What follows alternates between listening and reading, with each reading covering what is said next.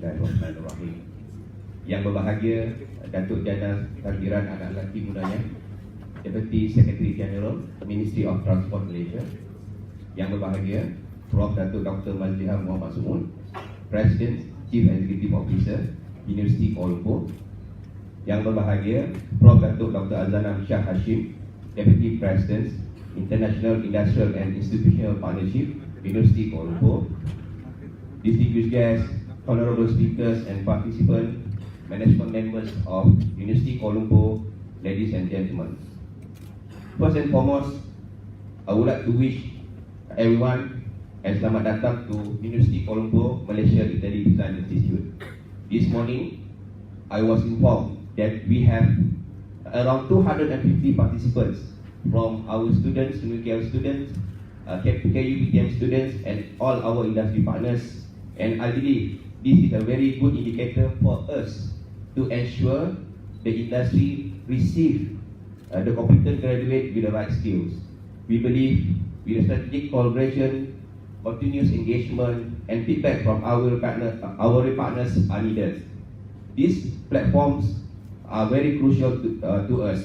Therefore, again, I welcome everyone to International Railway Forum 2019. Yang berbahagia Datuk and distinguished guests, the uniqueness of UniKL is the fact that our programs are equipped with knowledge and technology transfers from countries around the world. These enable UniKL to provide our graduates with knowledge, skill and careers opportunities on land, sea, sky and railway.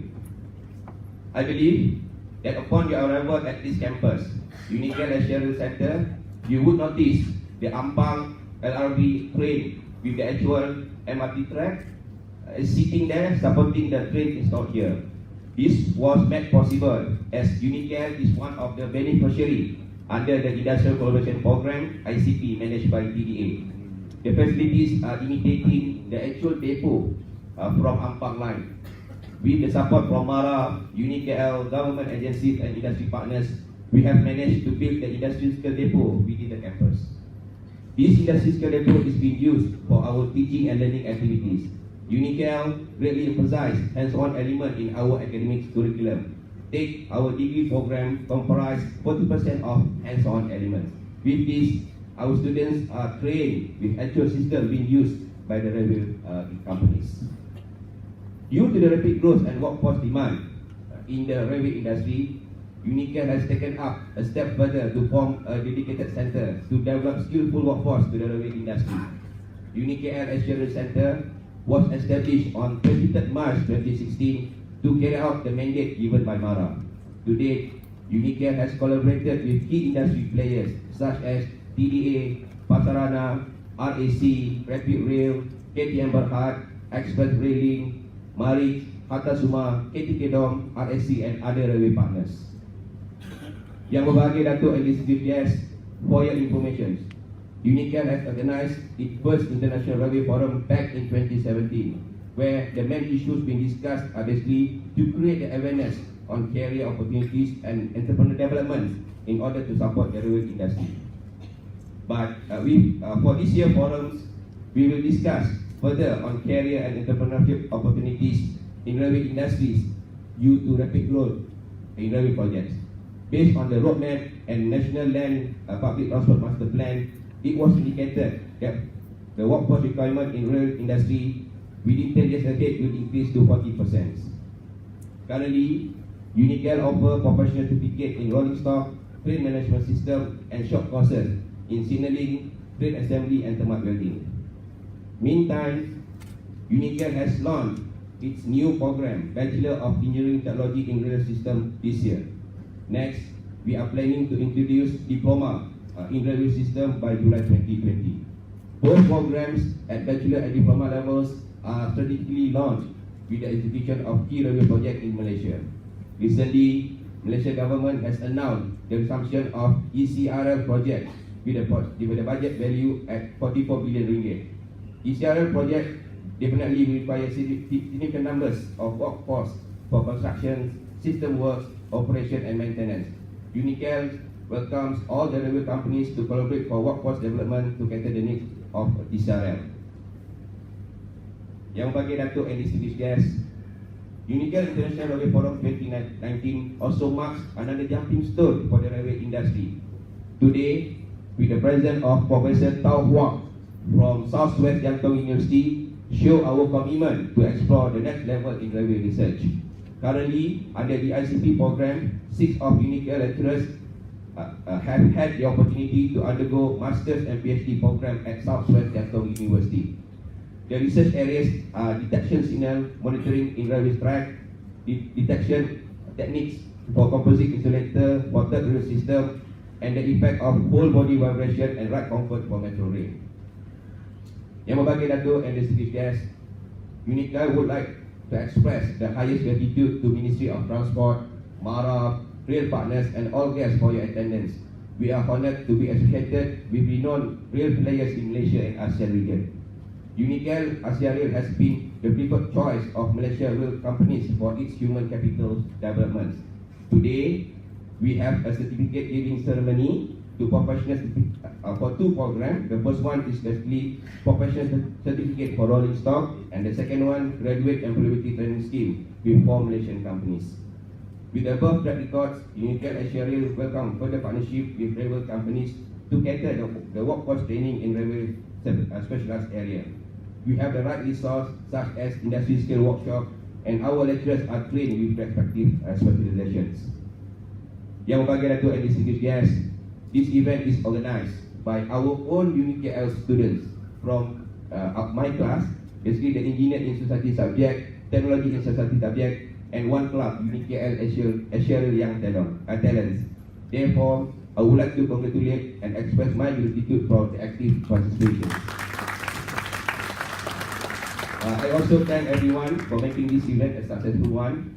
It is hoped that this program will be mutually beneficial to all parties involved, and it will lead to the more fruitful opportunities in the future. With that, thank you very much.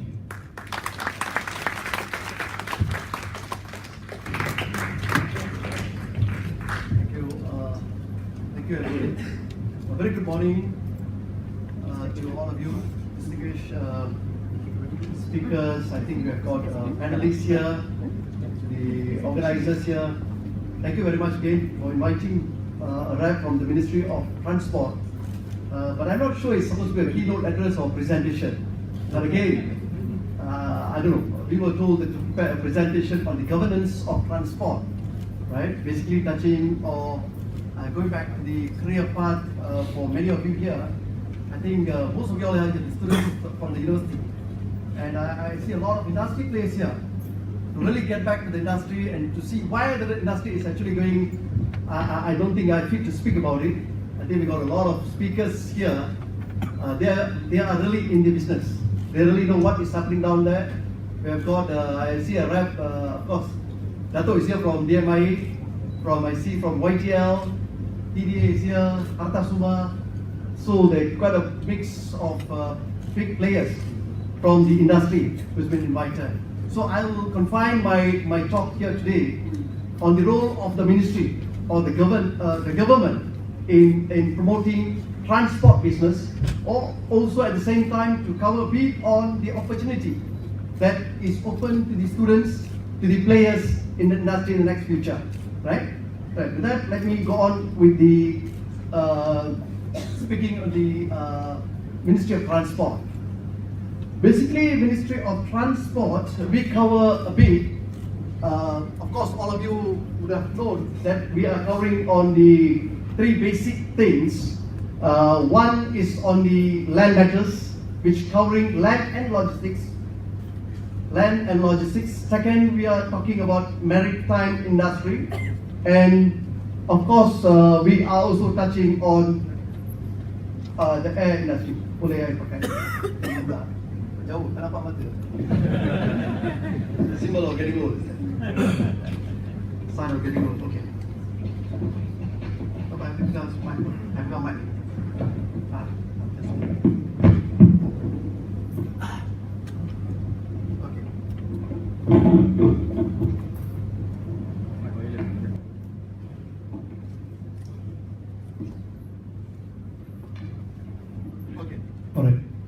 Alright. So So basically, these are the way the government presents the paper. They will be speaking about visions and motto. I think we will pass it on to all of you to read. And basically, we are here now, at least after the new government has taken over. Basically here, we have taken over the entire transport business under one roof. Earlier, it was given out to a few other ministries. A few agencies were running it. For example, SPAT. It was SPAT or APAT. Now it's known as APAT. It was under a different ministry. It's under the Ministry of Prime Minister's Department. Again, you talk about Prasarana. It was under a different department. But what happened now, after the new government coming into power, they have decided now to put everything under one roof. So it will be, to reach the motto and the objective of the government of having a seamless transport facilities for the Rakyat. So at least we are clear what we are doing and how to connect all this transportation for the Rakyat. Alright, that's what basically we are speaking. And what happened now is that earlier we had about 70 agencies under the ministry, but now we have brought in about 10 more agencies under the ministry. So all in we have about 27 departments, agencies under the ministry. So the government has no way of telling that we are not coordinated and it's not under us and things like that. It is all now under one roof. You have any problem on transport and all that, you come back to the Ministry of Transport to give you a reply or an answer for the problem. Now, basically, vision, we are spearheading the transformation of integrated, efficient and safe transportation system covering all kind of mode of transport.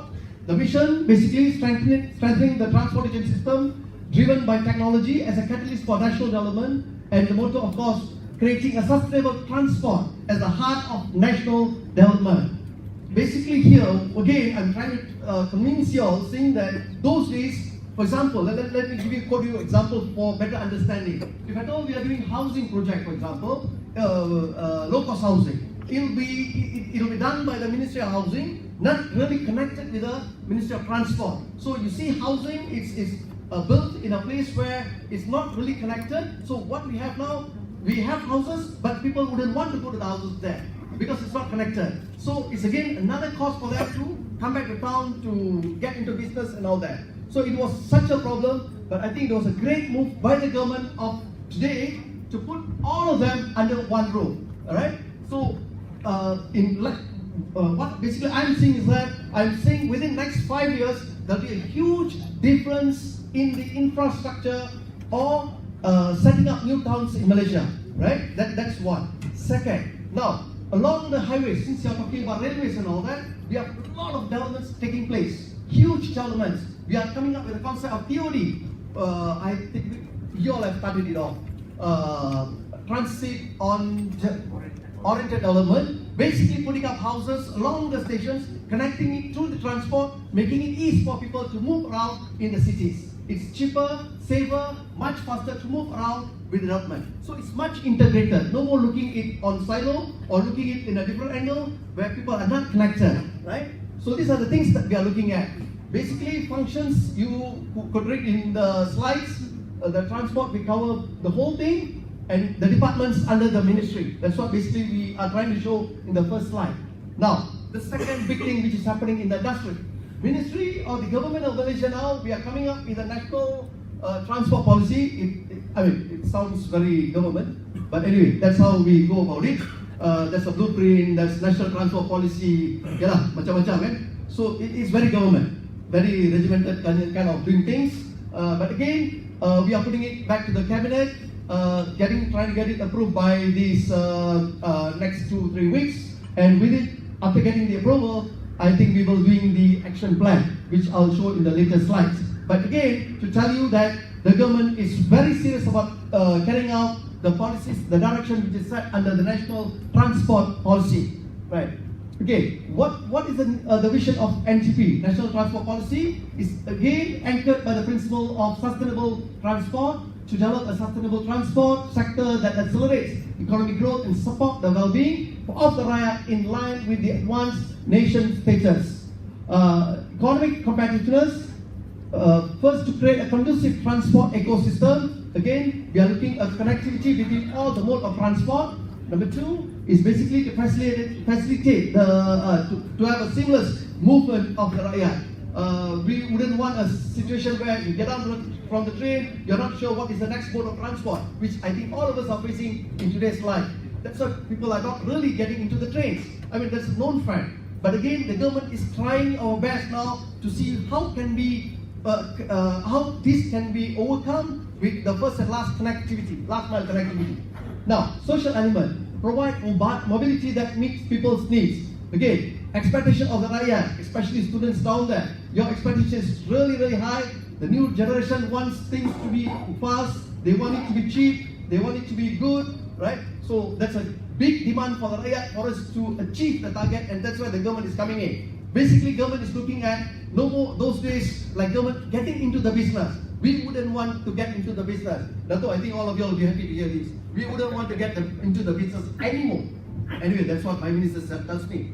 He says, no, we are not going to get into the business, but we are going to facilitate business people like that, right, to take it up, to take up the business and create new things for the rakyat. So government is going to be only a facilitator.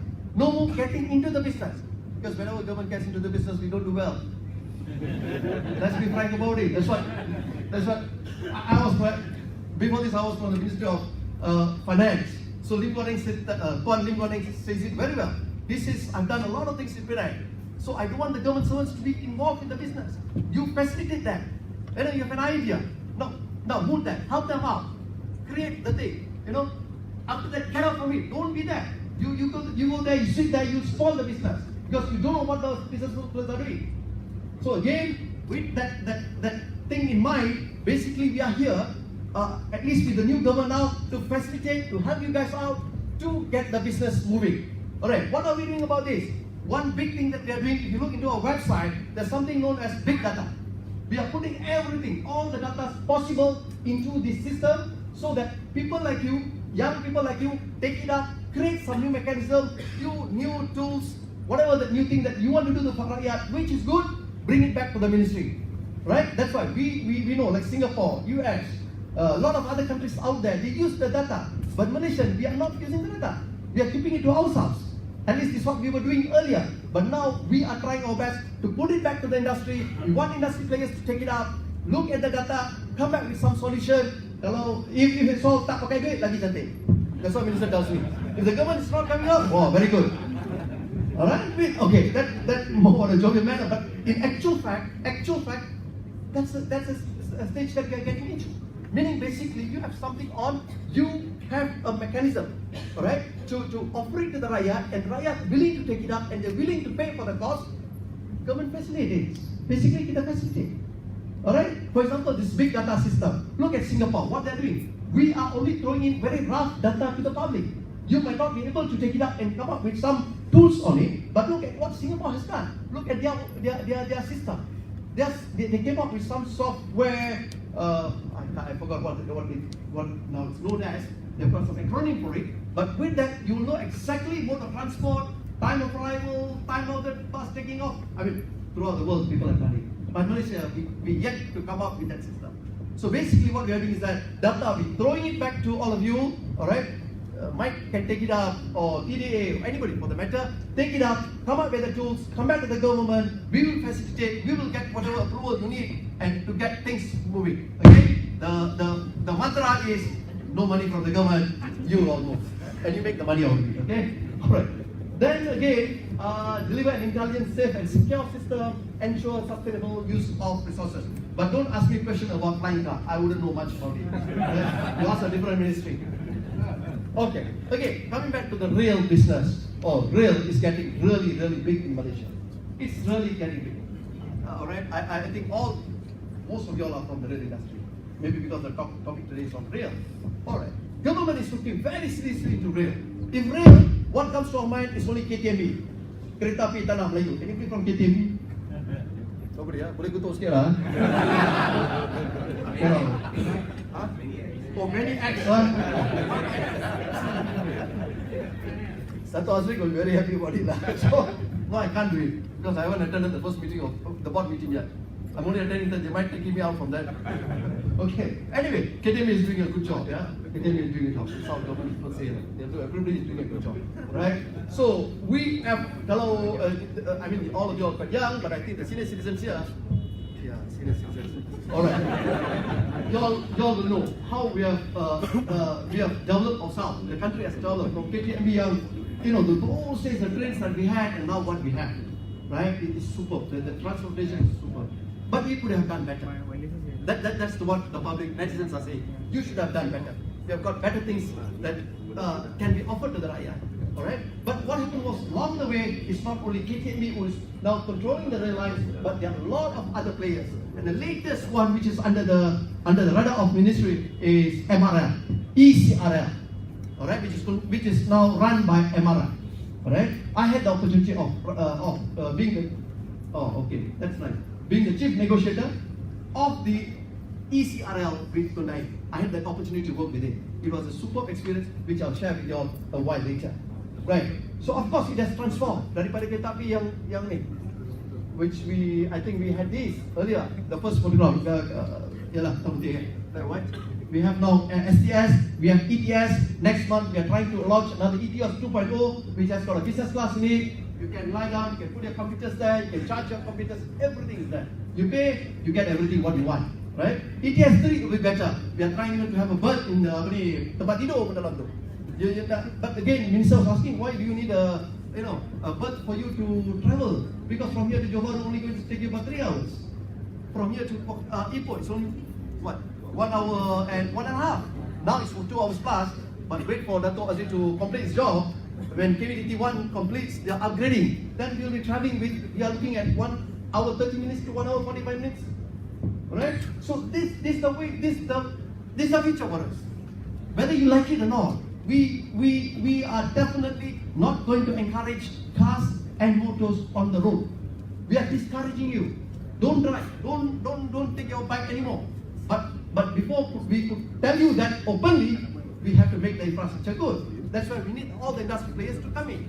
Club, propose. Okay, put your money in. Invest. Oh, I'm like a salesman now, selling for the government. Right? Alright. No more government coming in with all the money basically. Alright, not government coming in. Alright, enough of KTB punya model. Let's look at a different model. That's what basically we are looking at. Alright? Okay, now, key railway projects. That's a bit of a topic that we would like to touch. Klang Valley double tracking. I think I'll leave it to Dato' for you to explain later about that particular project. We are upgrading. KVDT 1 is almost done. Right, coming to the end by another 12 months or so, depending on KTMB again. Dato', before you could say, let me say down on their cooperation and all that. I think that project will be completed. We are getting into KVDT 2. That's which within a week or two you will hear some big news. Okay, East Coast Track Rehabilitation.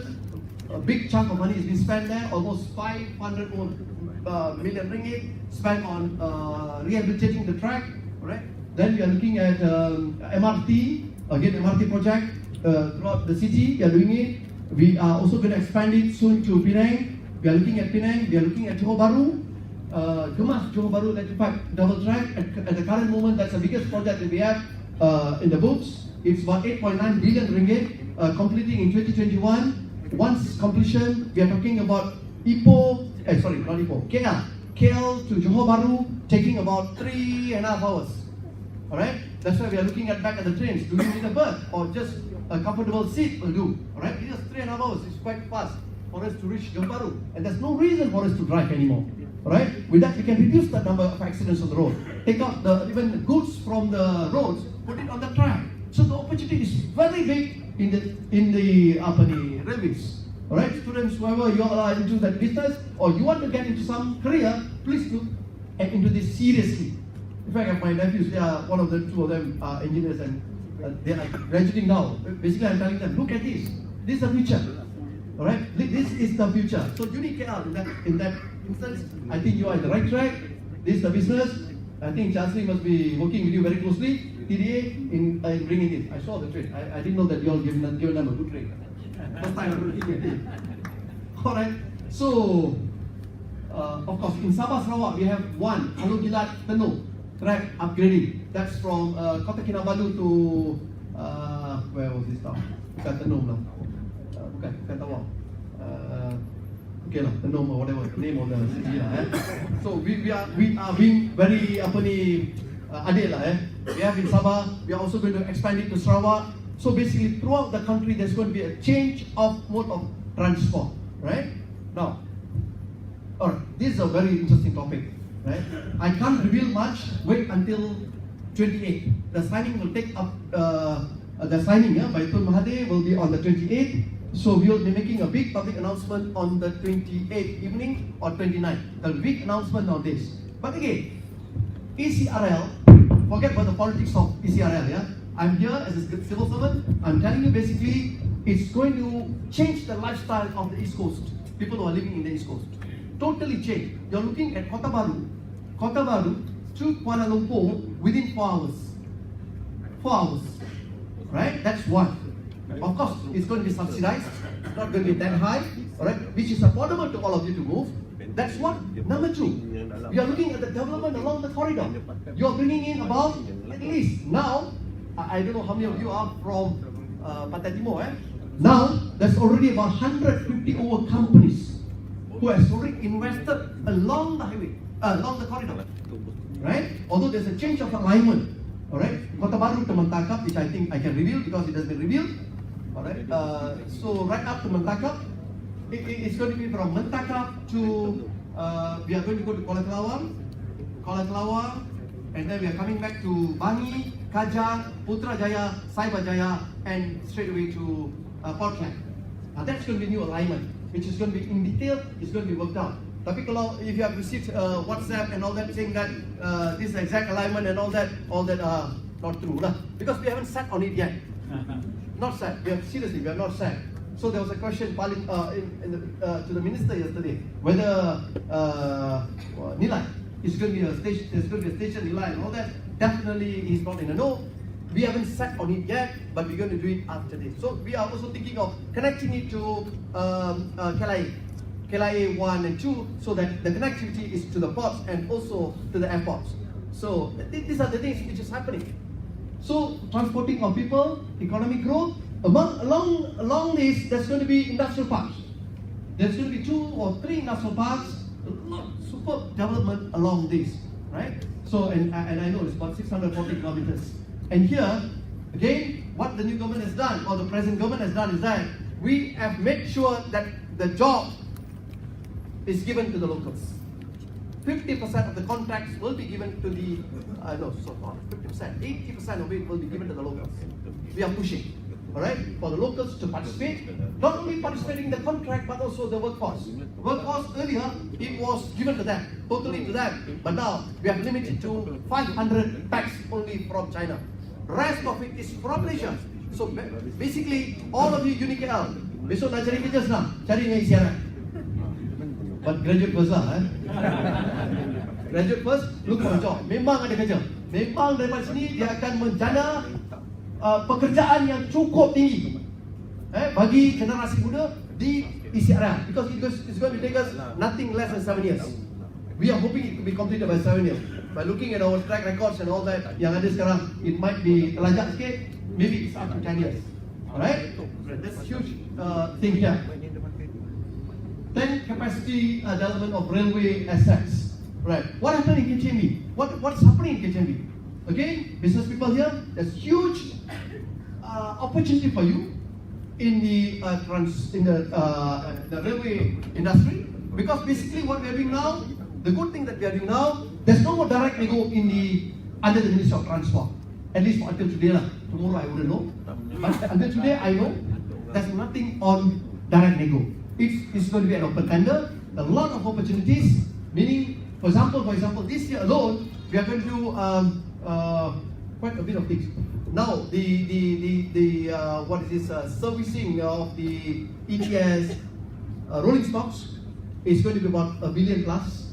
All right, going to be tendered out within the next 1-2 months. Right. This year we are also going to tender out for purchasing of a new ETS, that's 3.0. That comes to about 500 to 600 million ringgit. That's one. We are looking at new lines. We are also looking at Srenda bypass. What happened was, one of the intentions of the government on ECRL to change alignment was to bring the cost down. We wanted to avoid the 18 kilometers of tunneling. Alright, we wanted to avoid that. When we avoided, we brought the cost down by almost 10 billion. So when we avoided that, we need to take up Gamas. We need to bring in that through Gamas. Still touching tunneling, but only about 4 kilometers. That was the key where the cost was brought down. Right? Not just bringing scope, but we changed the alignment. But when we changed, we brought it down now to the southern part of it. Now, what happens to the northern? Northern, we still need a link. You can't go through Cal Central. So we are still going back in appealing to the government to give us the fund, or we are looking in other way and means of connecting Serenda bypass. We still want to go on with Serenda bypass right up to Port Klang. That's what basically we are doing, and that will be within the next 1-2 years. We need to move that, or then we are stuck with the goods coming from the northern region. So again, what I'm trying to say, for people who doesn't know this, who are not aware of this, again, the opportunities are so big. Not only for the contractors and the players in the industry, but also for fellow brothers and sisters here, for you to get job, for you to focus. Again, it's not I'm from the ministry, because I don't only take care of rail, right? We take care of all mode of transport. Again, I'm telling you, there's a big opportunity on the railway industry. So if you are doing engineering, you're doing your PhD, your master's PhD, your thesis paper on the rail, I think you're on the right track. Doesn't mean the others are not the right track, you're also on the right track. But this has got a big opportunity on the railway industry. Alright? Now, what KTMB? KTMB, you have heard a lot about KTMB. We are trying to help this KTMB out. Correct? How to diplomatically put beyond. I was very careful with my words. So, alright, it is being transformed. KTMB is being transformed now into a new body, right? New body. We want it to be more to be independent, play their own role as a service provider. Alright? What happened earlier was they were doing everything. They buy the train, they service the train, they change the parts, they do everything, they operate. Alright, now basically what the government is telling them is that your core job is just to operate, you don't do anything else. Let the others, let the industry players, again I'm going back to what the government of today is saying. Basically, government servants, you are not supposed to be industry. Alright, you are an operator, so you play the role of operator. The rest of it, leave it to the professionals to do it. So basically what we're doing now, if earlier the servicing and all that is done by KTB themselves, but now what we are basically telling is that no. You operate. Don't do anything else. Make money through operating. So putting the tracks, leave it out to the experts to do it. Maintaining and all that, leave it to the other parties to do it. So that's what we are basically doing to get KTB on board, right? Okay, looking at Nazri, of course I've got another big topic to speak to you. Okay. Right? It comes out. Alright, the other big move that we are doing is that we are creating the NCROE, right? What's that for? That's a center for, National Rail Center for Excellence. What is it about? National Rail Center of Excellence, basically what we are doing is that to create a center of excellence. Basically, a center, a training center. Let's put it in that simple term. It's going to be in the beginning stage. It's going to be just a training center. We're going to take over Myra in Batu Gajah. Alright, Myra in Batu Gajah. Transform it into a center of excellence. And our aspiration is that it's just like Ikram those days.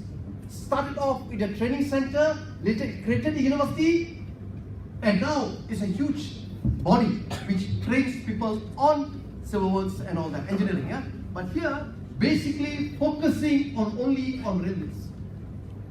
And now what happened before this earlier government? Again, I was telling you, I started off by saying that earlier everybody was doing their own job. So everybody wanted their own railway centers. Masing-masing nak dia punya training center. So the government has to spend everywhere. So now basically we are telling, since they are under one roof, we are telling that we are going to create one training center. This is a center in Batu Gajah. It's going to be huge, 45 acres of land and all that. So we're going to transform that into a railway center. All the industry players come to the NCROE, Railway Center of Excellence, to learn this. This is what's been happening in Spain. Betul tak sih? Spain, you go to Portugal, everywhere, any part of the world, which has got big connectivity through rails. So again, this is going to be a huge business opportunity. UniKL again, you might want to work with them. We need collaboration. We can't have a university tomorrow. It can be a long-term plan. But tomorrow we might have to study. But again, it has to be collaborated with a lot of other universities. So UniKL maybe can be a partner to this NCROE. I'm not saying, I'm just suggesting. Later we have to work that out. Right? But the news are in line. Okay. But again, what we are doing, we are the ministry again, because when everything was under one roof now, we have to plan it out. We have to have a long-term plan. On on the offset programs and all the stuff, it's not that we are putting TDA aside, but we, Ministry of Transport, is going to have our own IMU. Okay, it's going to be our own IMU, but working very closely with people from TDA. Because we need to direct, we need to bring the industry. We want to create our own industry people. We want us to have a collaboration, a team of experts from Malaysia going out to ASEAN, not only ASEAN, to Asia, to bid for projects. Now, you go in alone, you can't bid. For that, I think Marik is doing a very good job. Yeah, Marik is doing a fantastic job trying to put all the players in. Super, this is what we want. But jangan jadi jago kampung. You're only hero in Malaysia. But you must go out. Go to Thailand, go to Indonesia. There's such big opportunities. I'm proud to tell you that there's a Malaysian company who has just bidded in. They went for bidding in this World Bank contract for. Is it locomotive or what? Boogie. No, it's a locomotive, I think. Locomotives and boogie, is it? And they beat China. They beat other countries, and they got a contract about 1 billion or 2 billion plus. 1 billion or 2 billion plus. So Malaysians are good. We can compete in the world market. We are not bad. So again, what the ministry is looking at that, we want to create our own entrepreneurs who are good at the industry, who can perform, who can go out and make Malaysia proud. Yeah, that's our vision again. Okay, this again what's the internal focus? Our aspiration is that enhance skill development and elevate career path, right? To reinforce maintenance regime. All right, maintenance is another issue, another big opportunity for you. Right, all our trends that we are bringing in and all that. And if you want to be a small entrepreneur, please start up your company, start having this maintenance company, right? There's a lot of opportunity again for you. Facilitate local rail transport industry players to become global players. I've spoken a bit on that. And with that, thank you very much from the ministry. Thank you.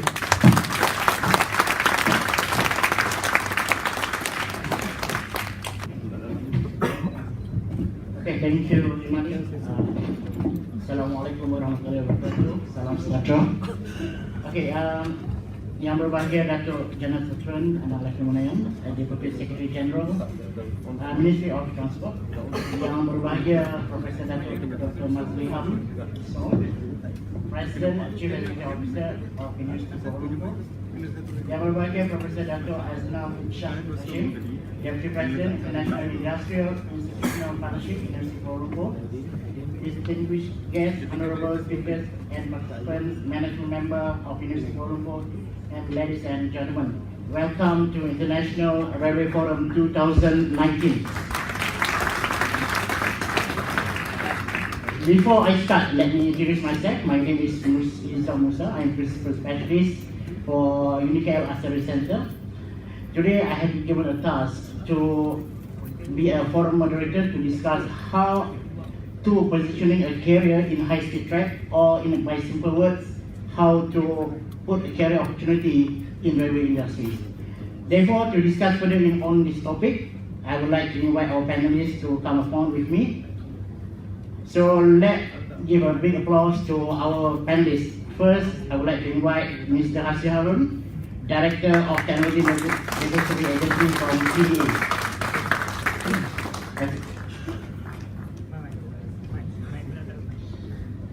Okay, second panelist, we brought away from Southwest Cheltenham University, Professor Tao Huang.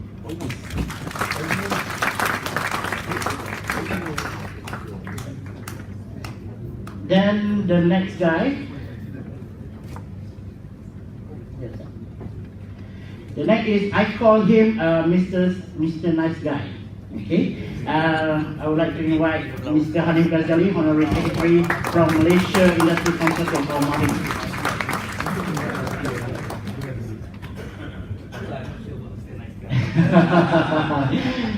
And last but not least, our Iron Lady in Ring. Okay, one of the secretary, stakeholder director, SSP UniKL, and also a founder of Women in Red. Okay. Thank you very much for coming here today. Okay, ladies and gentlemen, currently we know what happened in the industry. Okay, as we mentioned by Dr. Gana just now, they have a tremendous growth in the industry. So, as mentioned, currently we have 20 workers in the industry. So we need around 68,000 workers by 2030. Means there are the demand around 48,000 manpower that need to be ready by 10 years. So, Chasri, can we prolong how to? I forgot the question. Okay, in Chasri, how does EDA develop a future talent or human capital to cater future demand or needs in the railway industry? Please.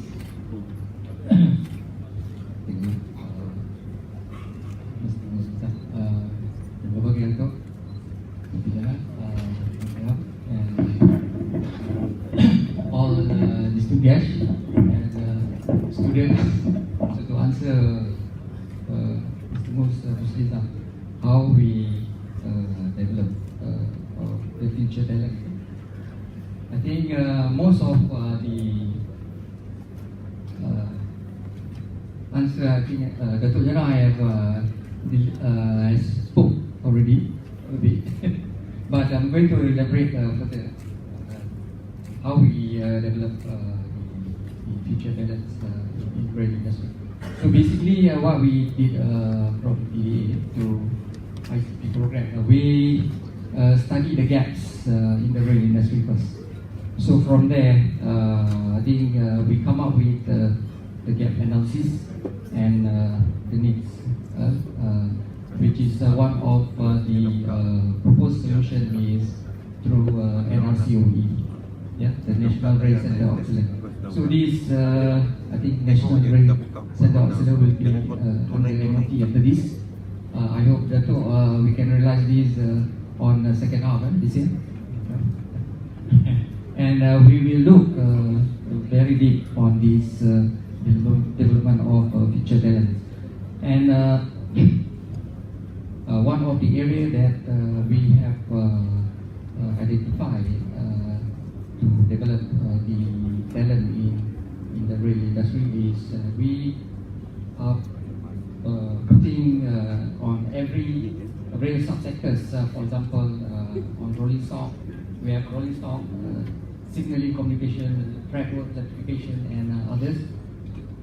We go very specific on the gaps. So the gaps that we identified now, because we have made the study for the past 5 years, it's quite some time already.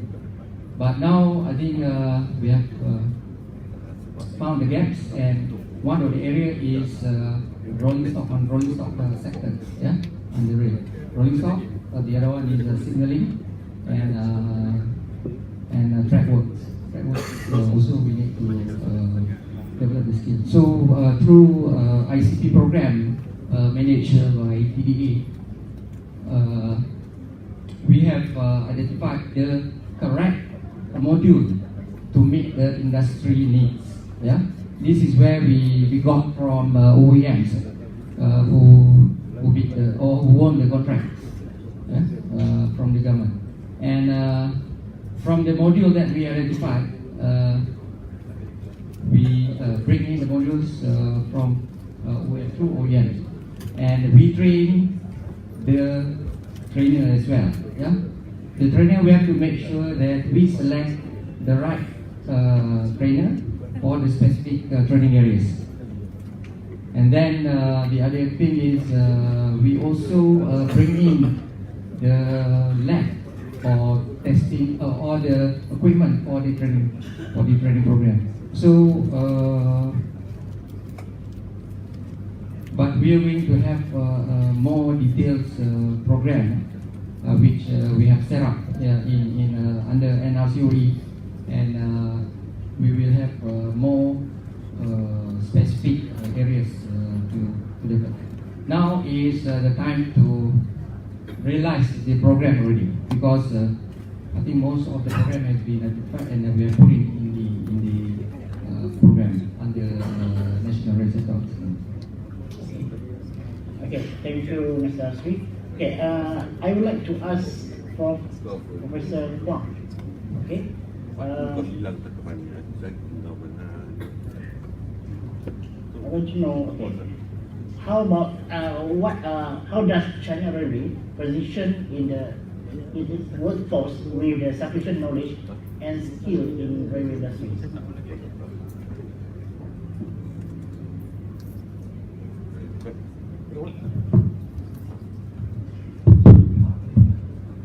Okay, thanks for your question. I think for answering this question, I would like to explain the two aspects.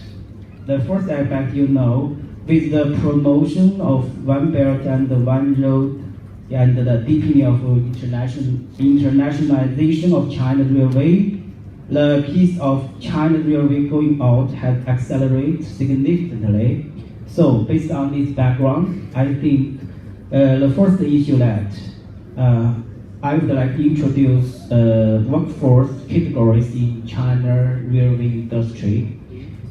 Talking about the category, of course, there are some different standards. The first standard that, according to the different sources, the railway international workforce can be divided into output workforce and localized workforce. Output workforce refers to the Chinese practitioners who serve the going out strategy of China Railway.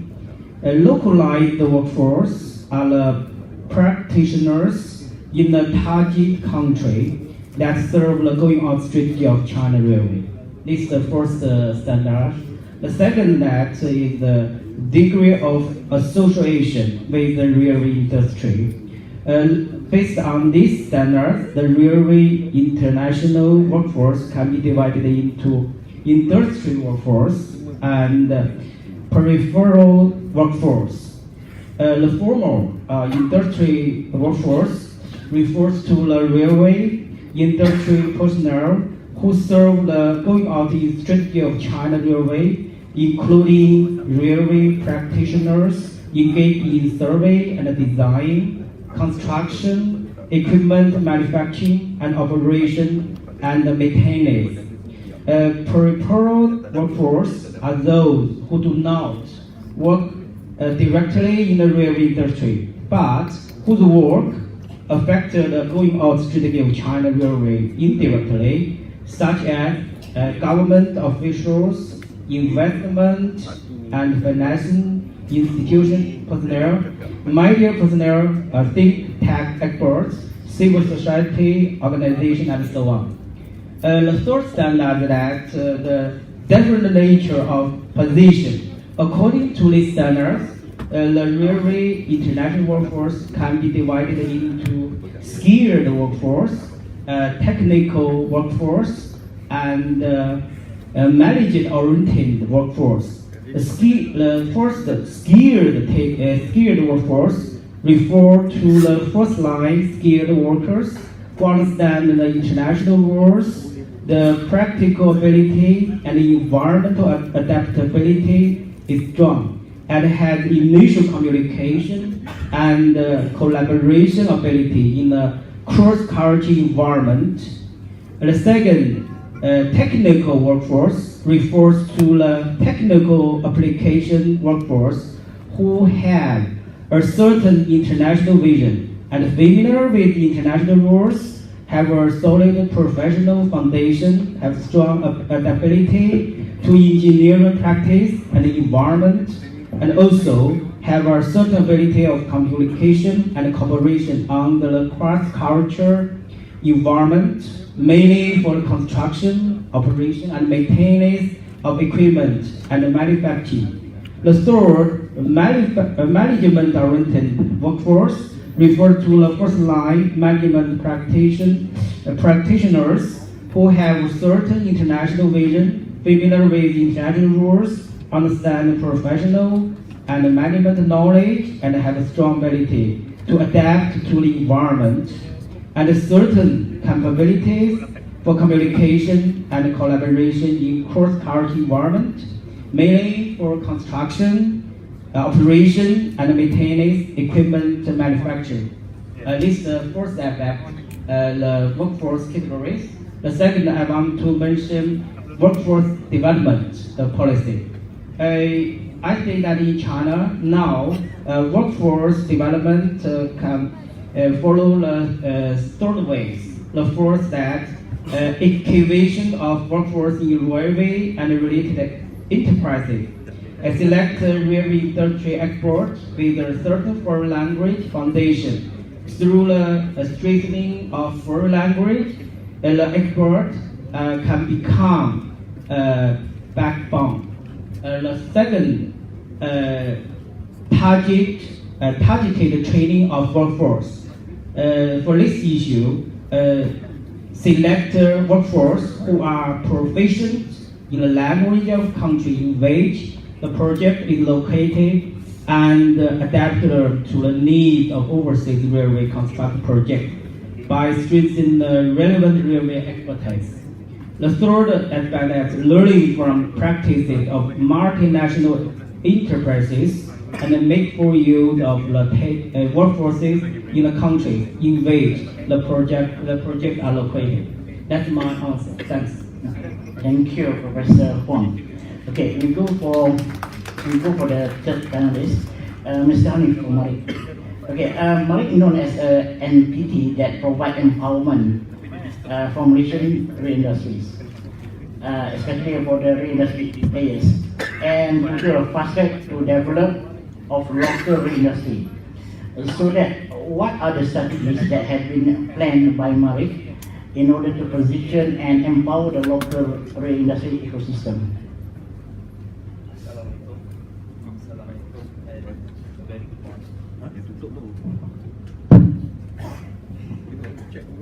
Assalamualaikum and a very good morning. Simply to answer each of these questions, what are the strategies implemented by MARIC to ensure human capital development is for us to get more business. That is number one. And number two, I would like to introduce myself. I'm Hanif. I'm wearing multiple hats today. Number one, I'm representing MARIC. And number two, I'm also the Secretary for Malaysia Rail Industry Corporation. MARIC is an association that consists of 36 companies. I think I will go bilingual to get everyone a better understanding. MARIC terdiri daripada 36 buah syarikat yang terlibat dalam projek-projek construction berkaitan dengan kejuruteraan sistem. Kita terlibat dalam 6 package cluster utama, iaitu pertama persemboyanan, kedua komunikasi, 3 telecommunication, number 4 track works, 5 automated fare collection, and last but not least is the much more popular rolling stock.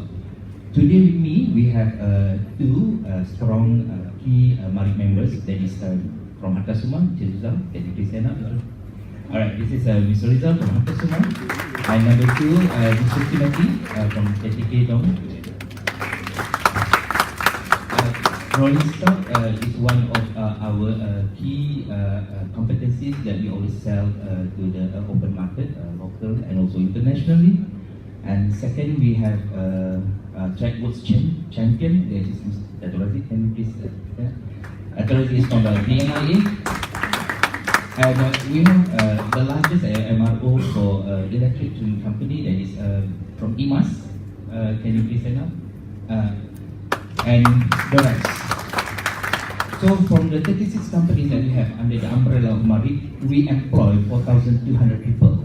These 4,200 employees come from the project, from various backgrounds. First, they come from the operation. Secondly, they come from the project, from the construction, and last, a small amount of people they stay and remain in the industry as a MRO practitioner. And some mengukuhkan dan memperkasakan kredibiliti diri sendiri untuk pergi ke overseas. Contoh untuk projek-projek railway berkaitan penjutaan sistem di Doha, Dubai, Saudi, Makkah Metro. Kejuruteraan sistem itu banyak dijalankan oleh orang Malaysia. Kelebihannya orang Malaysia ni adalah kerana kepandaian kita dan exposure yang telah diberikan oleh institusi ternama seperti UniKL, lambung sikit. UniKL telah memberikan pendedahan awal dari peringkat diploma dan juga degree untuk perkara-perkara berkaitan dengan elektronik dan elektronik. Jadi apabila tenaga kerja daripada UniKL diserap masuk ke dalam industri, dengan cepatnya dia dapat belajar design, engineering design yang diberikan, yang diimplement untuk projek dan juga yang dijalankan untuk perkara-perkara MRO dan juga pengurusan. Jadi 4,200 orang di dalam hari ini membantu populasi yang terbesar dalam pengoperasian kereta api di Malaysia, iaitu kaki kanan daripada kereta api tanah Melayu, Prasarana, MRL, dan more or less mereka ni lebih kurang dalam 15,000 orang. So, the total population rakyat industri kereta api di Malaysia ini adalah 20,000 orang. Dan 20,000 orang hari ini telah bersedia untuk pergi lebih jauh.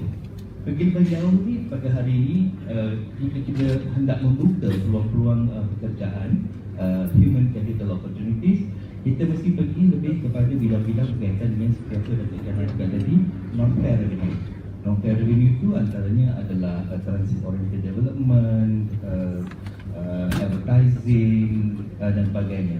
Kita pelajar-pelajar yang ada di belakang, my juniors semua, tidak harus mata-mata untuk datang di universiti yang ternama seperti UniKL ini hanya untuk menuntut ilmu. Perlu juga mempunyai etika diri yang baik, kerana cabaran di masa depan nanti untuk industri ini adalah bukannya daripada yang lain-lain, bukannya daripada industri yang berubah seperti ini. Cabaran kita adalah IoT, the Internet of Things. So Internet of Things dan juga Fourth Industrial Revolution ni sebenarnya sedikit sebanyak telah mengurangkan kadar minat internet dan juga penggunaan untuk industri real. Ini cabaran pertama kita. Kita harus ingat, in our line of business, our blood is money. And we talk about our blood is money, we need to keep the operators alive so that the industry can survive. So I think that is my first introduction. Terima kasih. Okay, thank you very much for your explanation, Mr. Hanif. So we go for the only one lady over here. Okay, for Natasha, what are the roles of women in railway industries? Hi everybody. Yeah, so everyone looks up now because I think you've all been on your phones. So I'm going to stand up so that you can all see me, and I'm going to be loud and proud because I'm here. I also wear two hats. I work for YTL. I'm a stakeholder director for the Gemas to JB project, which we are building.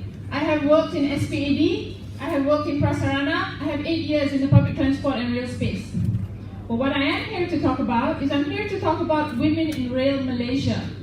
Now if you want to get on your phone after I sat down, that's fine. But for now, just listen to me for a while. When you get on your phone next, please go to www.womeninrail.org.my. We are a not-for-profit. We have been set up we have 3 strategic objectives. Number 1 is to increase the quality of talent coming through the rail pipeline, and that is you guys. And also the younger girls and boys who are studying in upper secondary school. We want to get more talent into the rail industry. As Dr. Jana rightly put it, the rail industry has tremendous potential for growth. Not only did his slide talk about what they're doing now, there's also the rapid transit system coming in from JB to Singapore. and God willing, the high-speed rail between KL and Singapore. That is in the immediate future, probably within the next 10 years. So we want to increase the quality of talent coming through the pipeline. We want more young boys and young girls to study STEM subjects, science, technology, engineering, math. We want all you young people to study, and as Hanif said, you guys are not only going to be competing with those people who have a background such as yours, you're going to be competing with guys who have finance, management, communications, all sorts of backgrounds. So you have to be very, very good at what you do. You have to study really hard so that you can shine. Because we're not just here to compete in Malaysia, we're here to compete with the world. So the second strategic objective of Women in Rail Malaysia is to provide support to women currently working in this space. We have done 8 leadership talks. We have had Minister Anthony Loke. He has given a leadership talk to us, and he, like Datuk Jana, he said the same thing. We are in the right industry. The rail industry has a massive future for Malaysia. Growth will come from here, I tell you that. So we provide support to women in the rail industry. We do leadership talks. We run a mentorship program. We're doing workshops this year for professional development. We're doing a job placement program for young ladies from the B40 category to provide them with job opportunities and career exposure.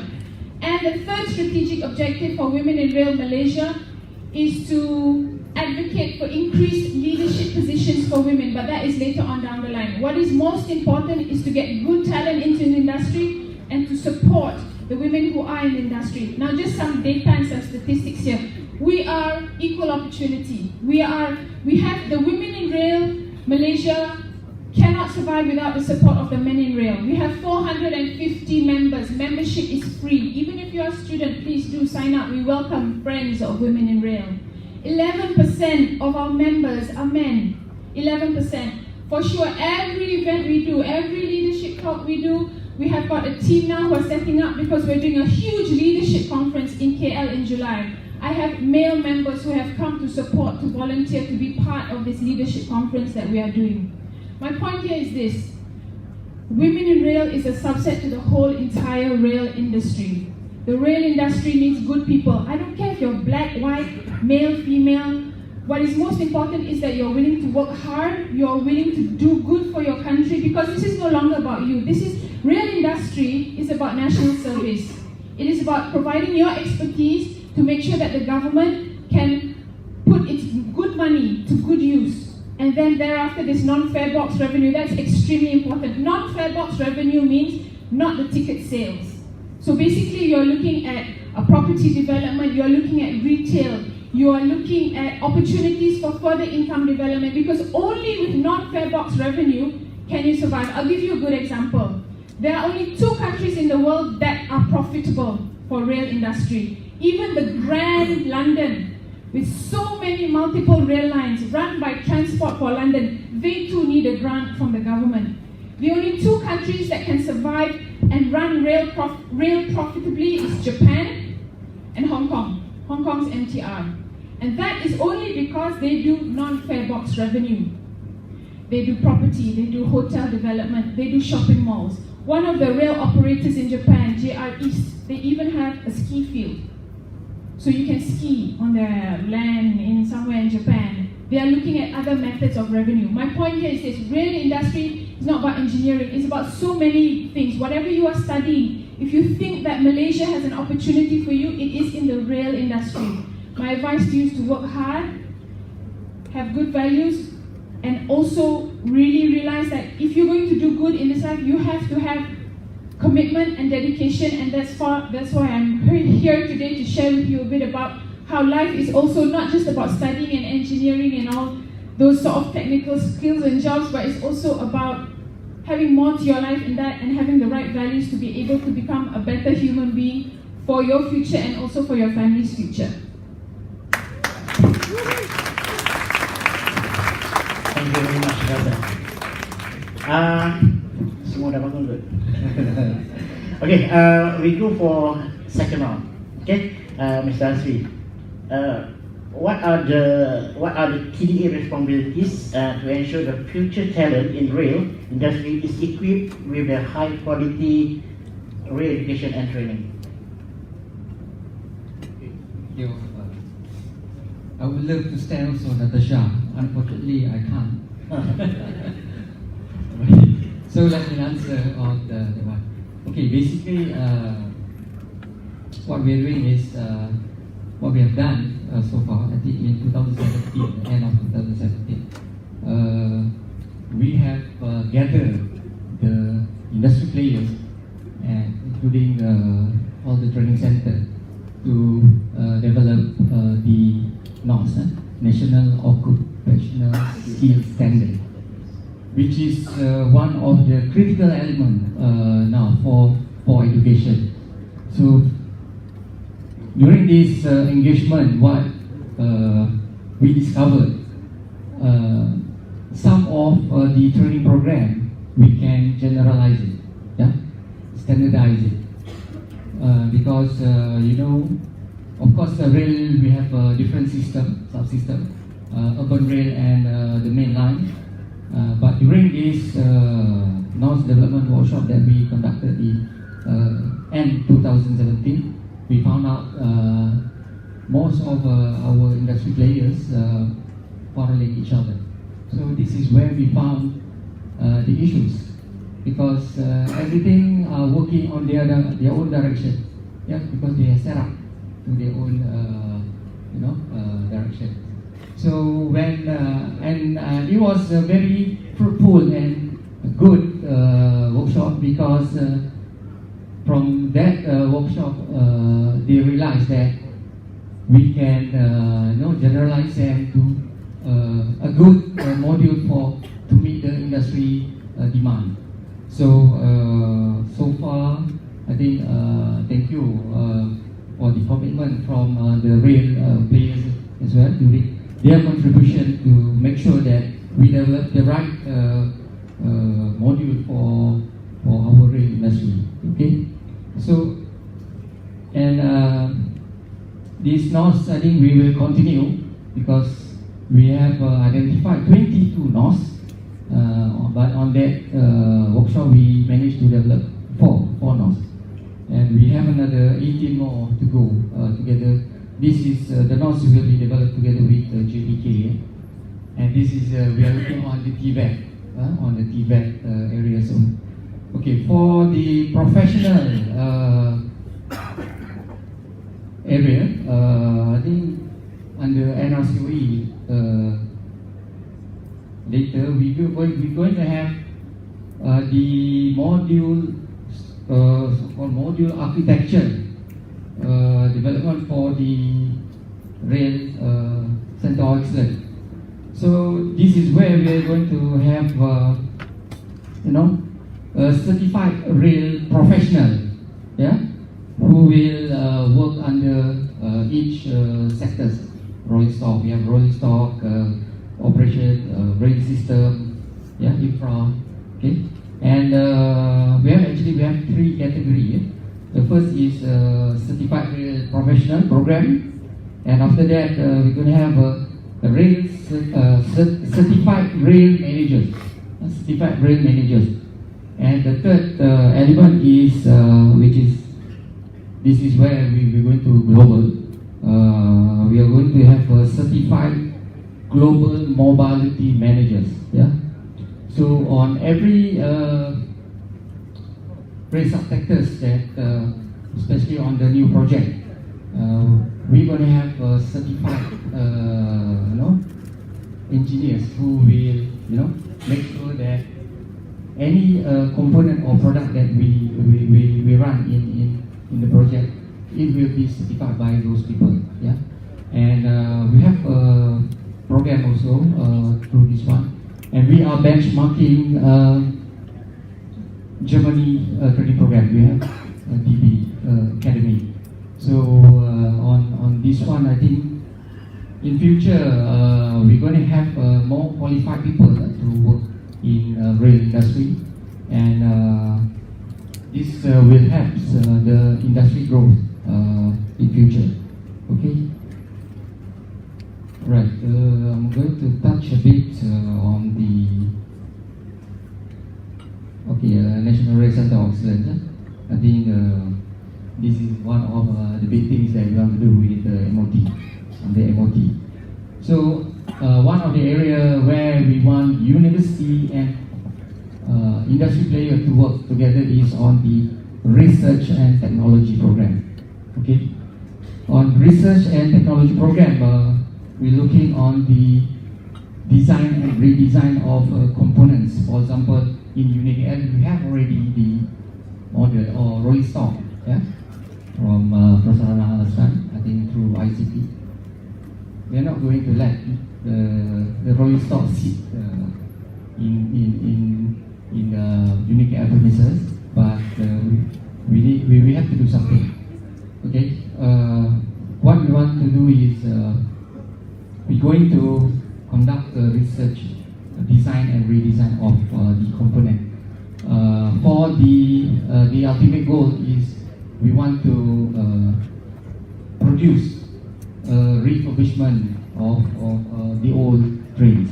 So if you look at Europe, rolling stock, Europe, Japan, and China now, I think their train can last up to 40 to 45 years.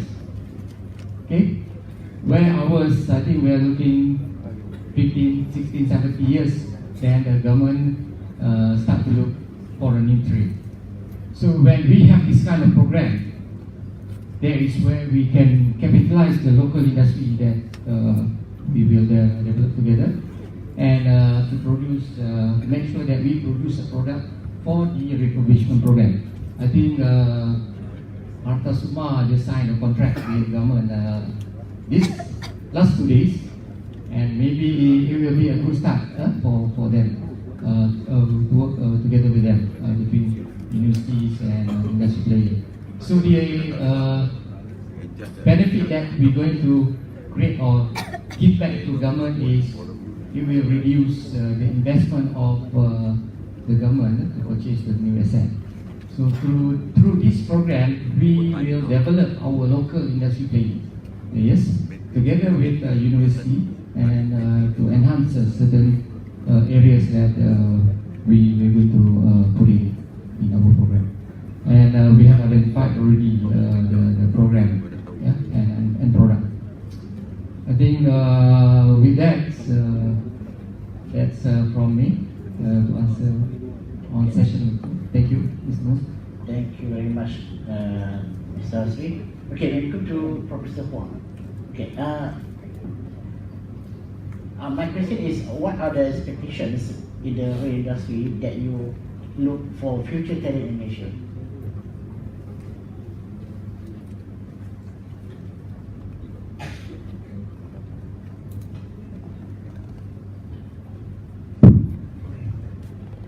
Thanks for this question. First of all, in my opinion, the future talents in rail industry in Malaysia must be highly skilled talents. So, what are the expectations for the highly skilled talents? I think totally there are 3 requirements. First, it's knowledge requirements. Second, competency requirements. And third, quality requirements. So, talking about the knowledge requirements, I think highly skilled talents must have the corresponding professional basic knowledge, professional and technical knowledge. At the same time, the highly skilled talent should continue to learn and accumulate experience, knowledge in practice. At the same time, also have a theoretical knowledge which is necessary to solve the technical problem on the spot. This is the knowledge requirement, I think.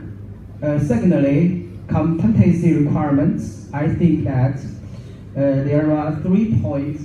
The first point that highly skilled talents are highly skilled frontier operators who are proficient in the general basic skills of the position, have a strong comprehension, working ability, and can use a variety of production experience or advanced technical means detection and troubleshooting the technical failures in operation.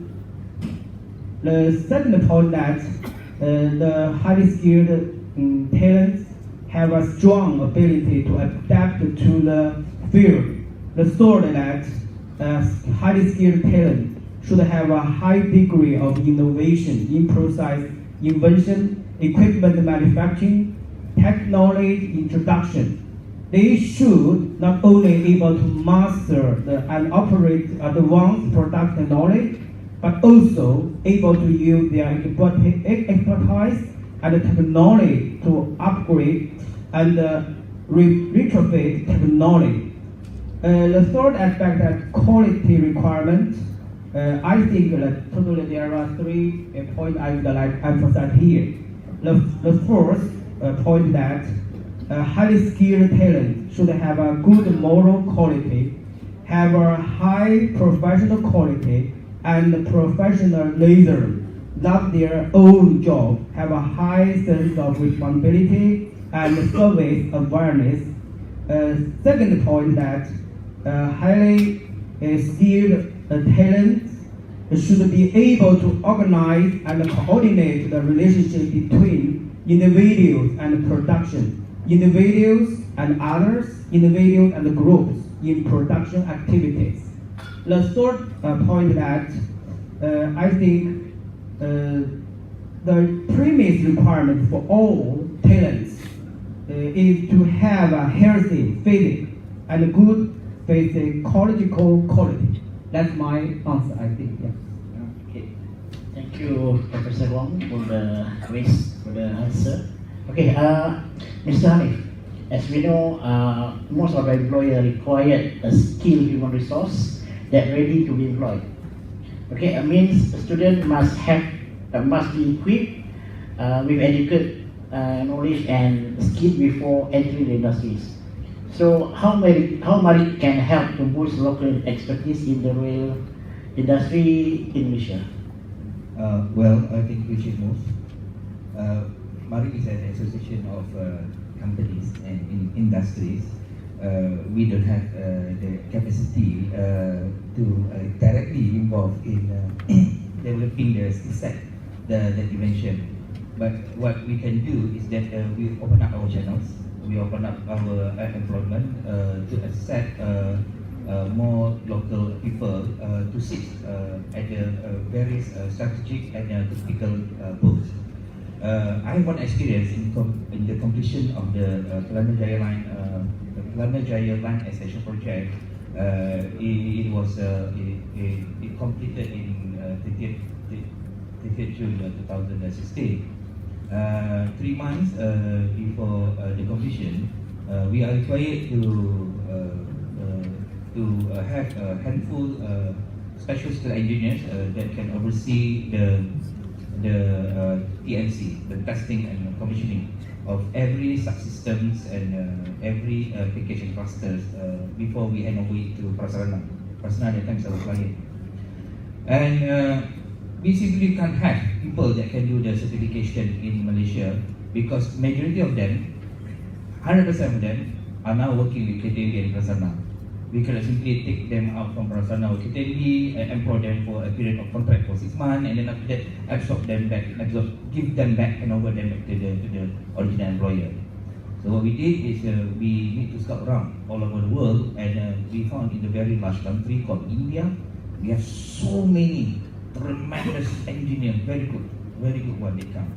So that is one example that universities like you, people in the academia, they should put more concentration in deciding which factors, which posts that you should feel and give more focus in.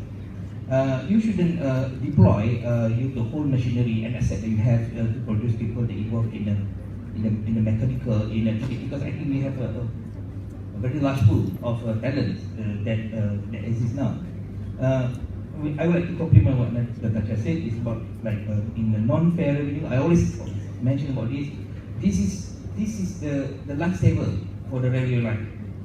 We need to we need to design our academy course to fit in people that can do the operation. You should see the difference in the customer service office, CSO, of Prasarana line and KTND line, where we can see the representation. We need to have operators that are very responsible in any delay, in any problem. If the train is stuck somewhere, instantly someone in the CSO will come forward and tell the public to come down and don't do some riots on the platform. But we need to see more effort being done for the main line. We have main line like covering like 1,600 kilometers of a railway line. So people that have athletes, people that come with the fundamentals, the foundation of hospitality is the one that we need to be put to be absorbed into the rail community. And of course, things like those who understand IoT, Internet of Things, Force Industrial Revolution. I saw Natasha's presentation like last year, dancing with disruption. Yeah,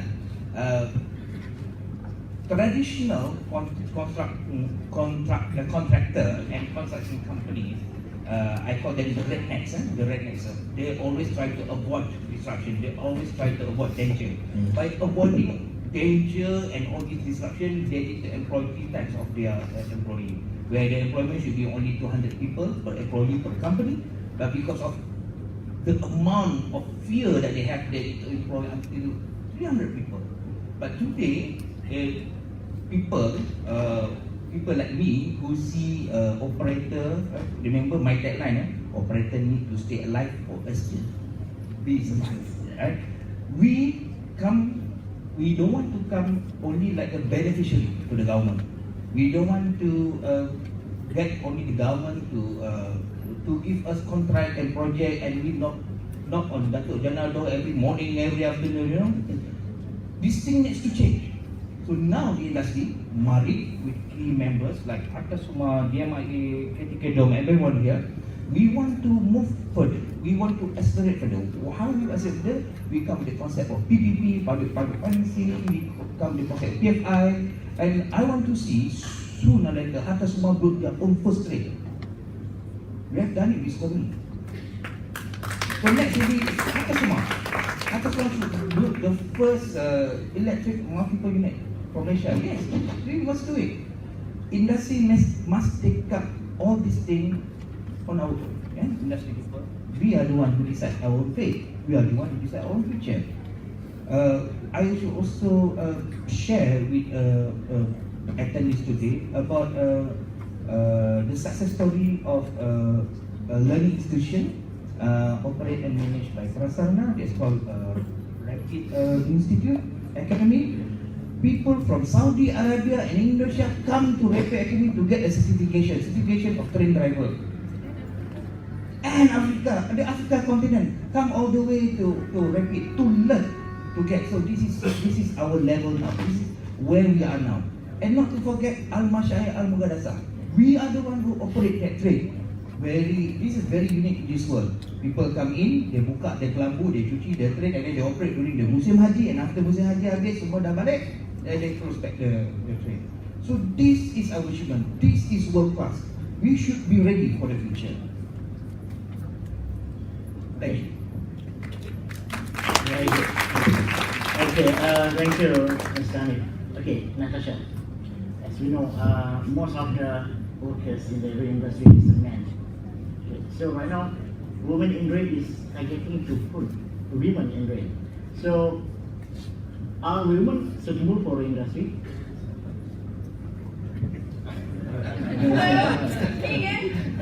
Stop looking at your phones. Are women suitable for the rail industry? Actually, I take great offense to that sort of question. Because half the crowd in here is already women. So women can actually do anything. The biggest obstacle to any career woman is yourself. If you want to survive and thrive in your career, it's up to you. All you need is a supportive family, and you need a supportive partner, be it a boyfriend or a husband. You really need that. So it's really now I'm going to talk to the men in the room now. I'm not talking to the women, I'm talking to the men because actually it's really about accepting that women can do everything. And I'm going to give you an example of a social experiment that we did when I worked in Prasarana in 2017. So we had a CEO of Prasarana and I helped to sort of manage his social media. He had 6,000 Twitter followers, very little, hardly anything. But we decided we were going to focus on 17 of our staff. We would highlight 9 men and 8 women of Prasarana staff. We highlighted a lawyer, we highlighted train drivers, engineers, bus drivers, management executives, a big group, a big diverse group of 17 Prasarana staff. And what was most interesting was this. Out of all the 17 posts, the men were not the interesting stories. It was the women. 10 to 1 in terms of likes, retweets, shares, and so forth. The women, 7 women, 9, 17, 9, 8 women to 9 men, 8 women. All 8 women's stories were more interesting, 10 to 1. So for every 1 person that liked, retweeted, or shared the men's stories, 10 people did differently for the women. So 10 to 1. And I will tell you about 3 stories that went viral. The first was a train engineer, female train engineer, and she talked in the post about how she woke up during the middle of the night, she was on the night shift, she didn't see it as a problem, she was happy to go down to the ground with her male colleagues. Her male colleagues were very welcoming, they helped her in her learning process. So one was a rail engineer. The other was a train driver. This 21-year-old train driver, she's 21. She used to take the train, the LRT, to go to her college. And when she took the LRT to her college, she said, well, you know, I'd really like to be a train driver. And Prasarana gave her that chance. And the third story was the first female electric bus driver. 3 of these stories went viral. They were picked up by the local morning news channels, picked up by online media, even picked up in Indonesia.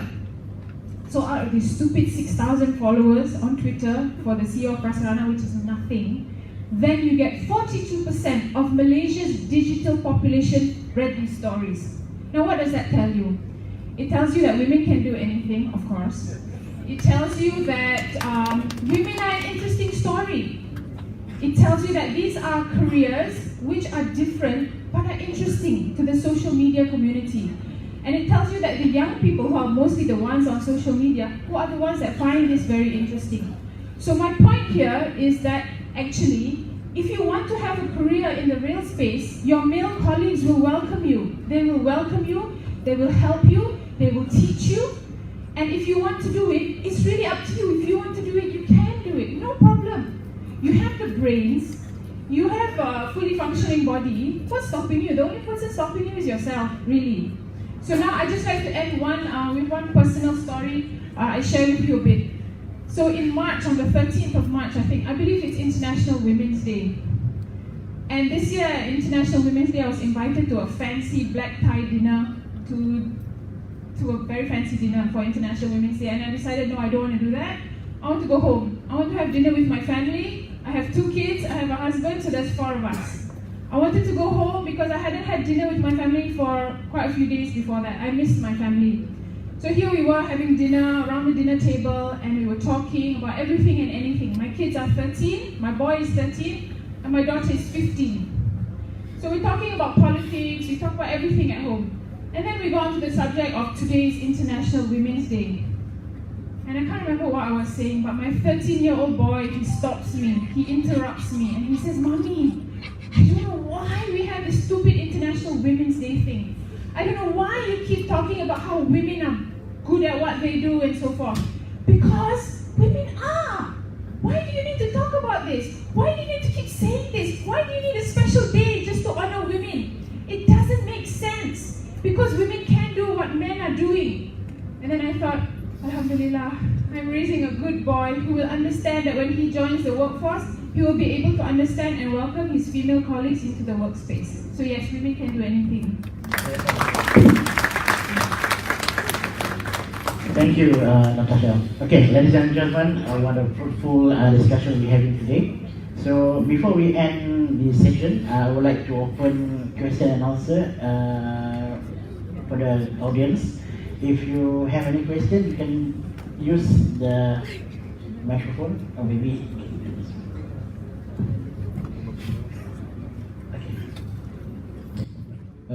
Assalamualaikum warahmatullahi wabarakatuh, and a very good morning to everybody. To distinguish Dato' Jana from Ministry of Transport, Dato' Mazia from Marak, UniKL, and Cik Azman and all the panels.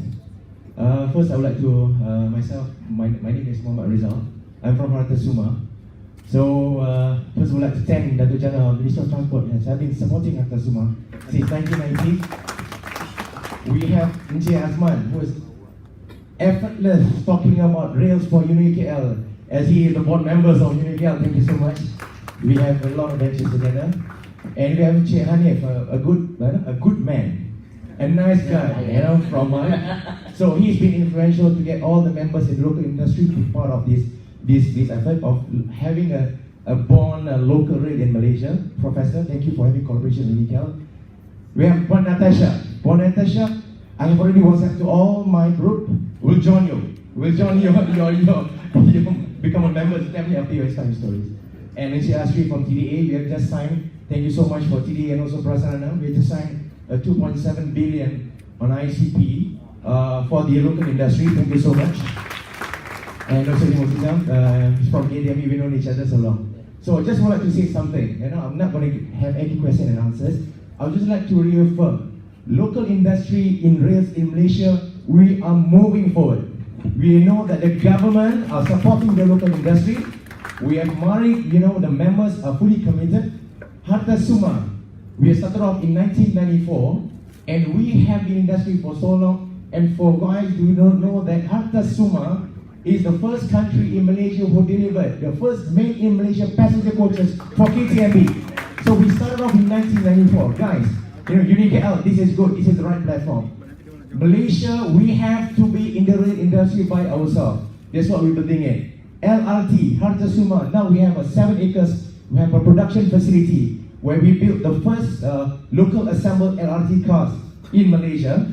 We are also doing the first midlife refurbishment project for Kelana Jaya Land in Malaysia. We are also doing the first Innovia Metro 300 in Malaysia. Overall, Harta Suma has contributed for about 400 passenger coaches and LRT cars in Malaysia.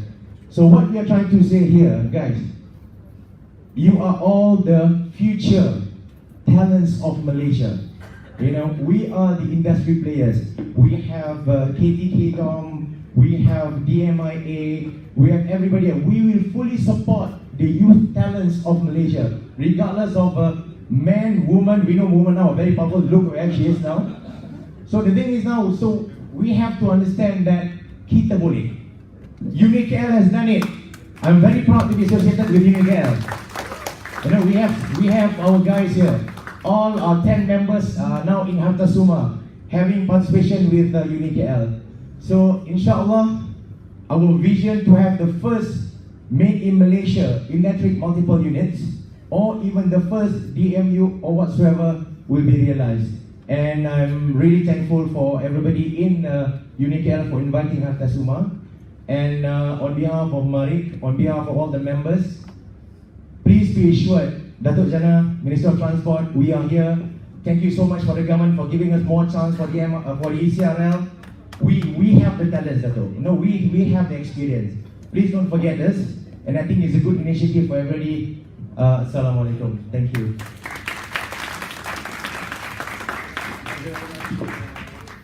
Thank you very much, Okay, any question more? If we don't have any questions, so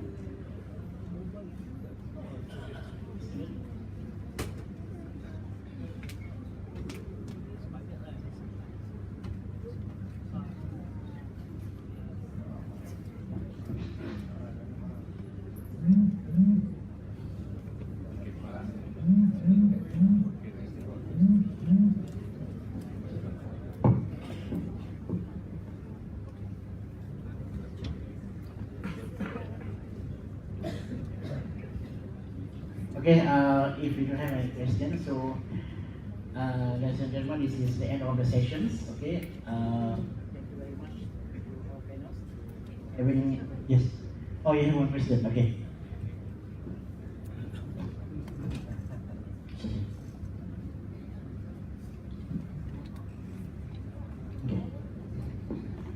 Hello, Assalamualaikum. Thank you so much all the panelists. I'm so inspired by all the words that have been given to us. So me as a student, I'm a student from UniKL MIDI. So the question I would like to ask is, okay, how far as us as a student, which platform can we go, the first platform that we can approach to get into this industry? Rather than after we graduate to this, who will be the first person or the first agency that we have to find or to get into the industry? Maybe Jasmine can answer the question.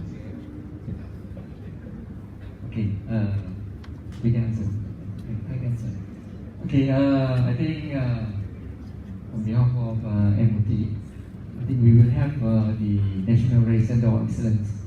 We will look into the holistic of the rail industry development. So I think the best reference point if you want to come is can come and refer to NRCOE in a few months. Yeah. I think for time being, you also can refer to our Marik member. Marik member also they have a platform. Before where are the job opportunity. I think atas semua itu ada ni contract. I think they will hire more people after this. Yeah. Okay.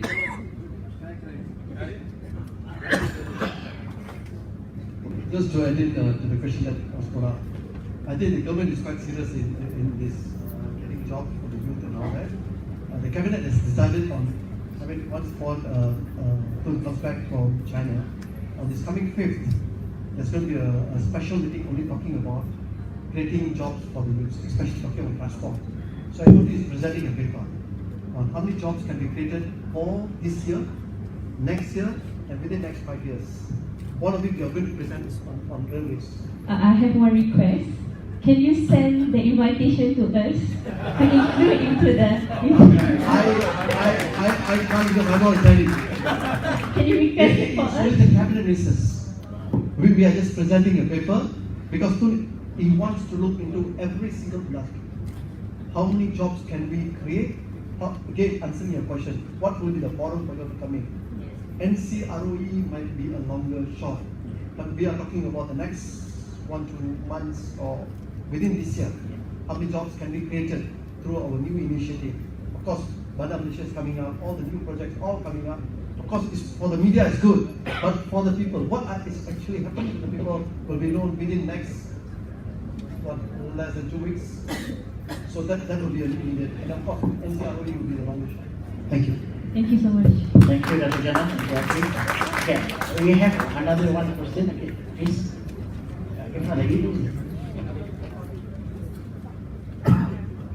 Assalamualaikum.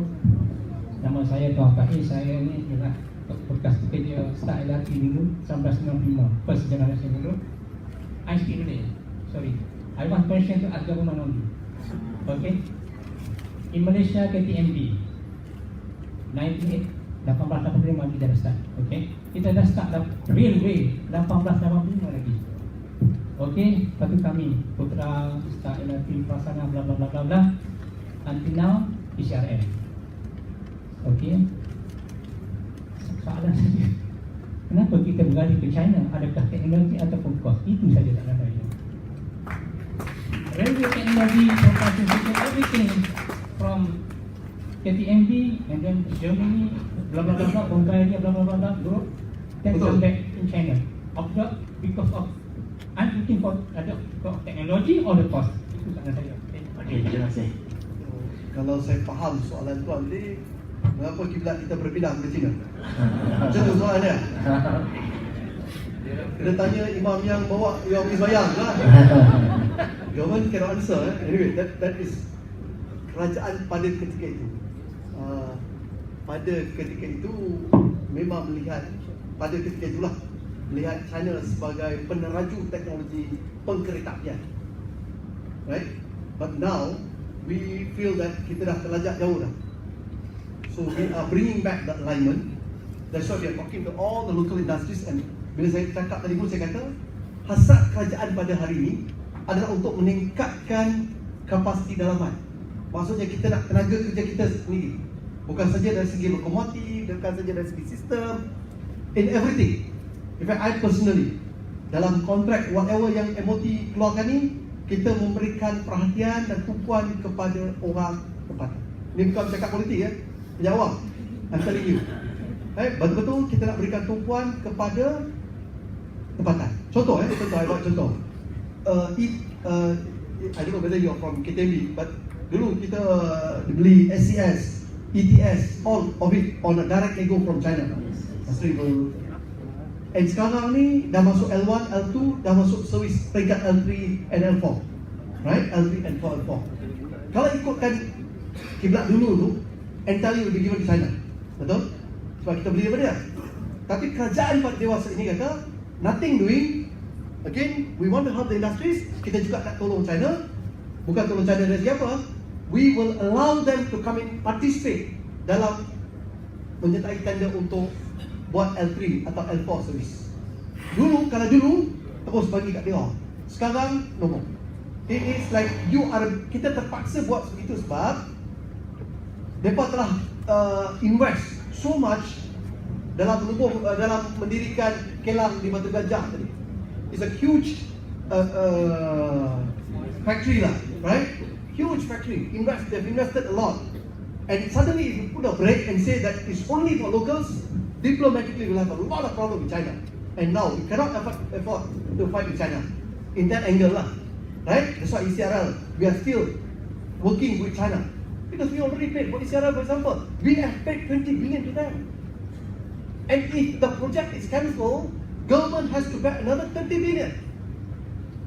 And we get nothing. So that's why government feels that it's the best for us to continue, pay another 14 billion, and you get all the product along the corridor. So again, why China? At those days, maybe they were they were spearheading the technology and all that. But now we are not only talking about Malaysia. Malaysia, you have to come in, compete with the others. So the government's motto is that get the best value for the product that we are purchasing. No, we don't care whether you're local, you're foreigner. We don't care.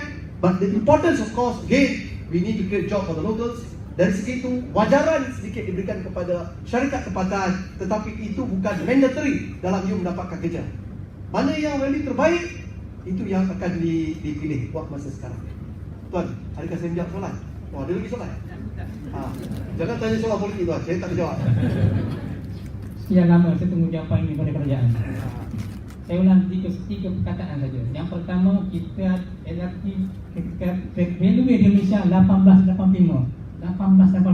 Kita bertanya ni buat dia. Betul. Saya terima kasih kepada kerajaan, saya sangat bangga sebab kita buat sendiri lah. Betul. Saya bukan buat cantik. Kita buat body saja. Mungkin traction kita order. Betul. Do yourself lah. Bukan ni kita dari railway. Betul. 1885 ni.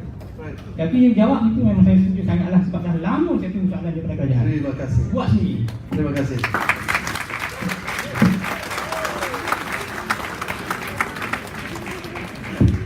Okay, terima kasih kepada atas okay, no more question after this. Okay.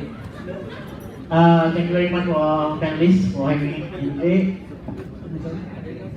Saya hari ini daripada KPM, daripada College Space DTM. Saya ingin bertanya kepada beberapa panel di sana, terutama sekali kerjaan. Because I think CSP has mentioned that last 5 years they have done a study for the NCRA untuk roadmap for the talent railway talent. But dari sini can we tell the forum here that what are the areas that you design for? I mean, kita cakap tentang 40,000 human capital required in 10 years time. Tapi kebanyakan universiti sekarang produce so many areas of specialization. Okay, jadi apakah ini memenuhi kehendak perancangan roadmap untuk talent yang diperlukan ini? Saya rasa banyak universiti kurang dapat faham ke mana arah mereka akan pergi. Graduate mereka disediakan, tetapi di mana platform pekerjaan mereka? Betul, Puan Natasha mengatakan di area-area lain, di samping kerjaya di keretapi, there are plenty more outside there that we can but I think the universities is filled up by a lot of poor students. They come to the universities and by hoping that to get job after their graduation. So are they being fair? Are they being akan disediakan kerjaya bagi mereka, peluang-peluang kerjaya, sama ada nak kereta api ke apa, tapi mereka belajar khusus pada satu bidang, sedangkan apa yang disediakan pekerjaan mereka mungkin tak seimbang. Jadi dari segi kalau sudah 5 tahun di study, apakah sudah dapat kita analyse di mana bidang-bidang ini supaya anak-anak di sini, supaya di mana-mana banyak universiti menyediakan kemudahan di college stage misalnya, we are preparing for operators, we are preparing for managers, middle managers, to most of the railway field. Kita ada bidang pengurusan, kita ada bidang I think Cik Muzam tahu Okay. So saya maksud saya begitu. Di manakah mereka yang akan lihat? Terima kasih Tuan Dirani. Okay. Soalan dia lebih kepada what the opportunity for those that not in technical but for the management. Is there any opportunity to them in radio industries? I think I have mentioned during my briefing just now. There are, I think in we have 5 subsectors, 5 main subsectors.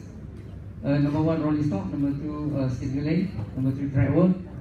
4, electrification. And AFC, civil, fall under others.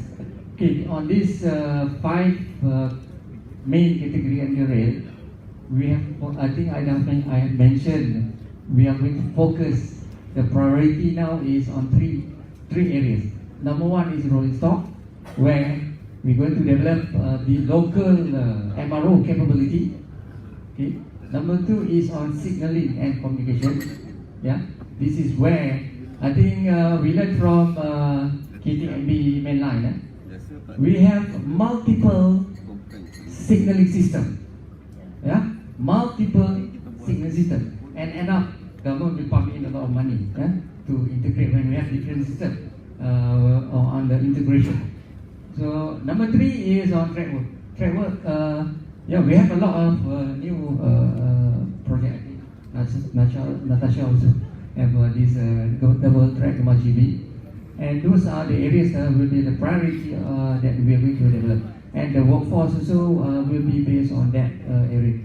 We have a detailed plan of the development of the human capital, and I think we will work closely with university and also industry player to fill the demand in the workforce. Okay, thank you very much, Jasmine, for the great answer. Okay, so that's the end of our sessions. So over to you back. Thank you, Yang Berusaha Encik Musnizam and our honorable panelists for the informative discussion.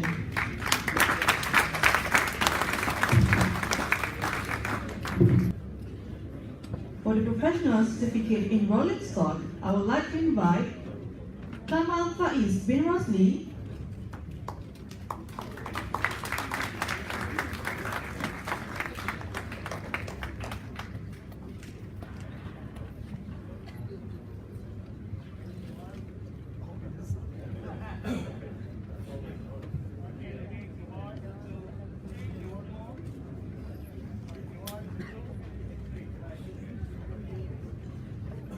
Ahmad Fardi bin Pisau.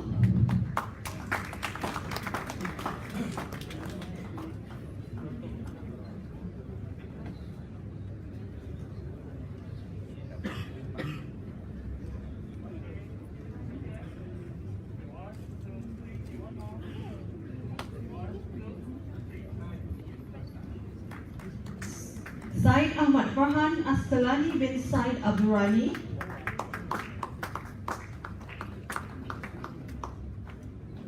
Can we have the representative, please?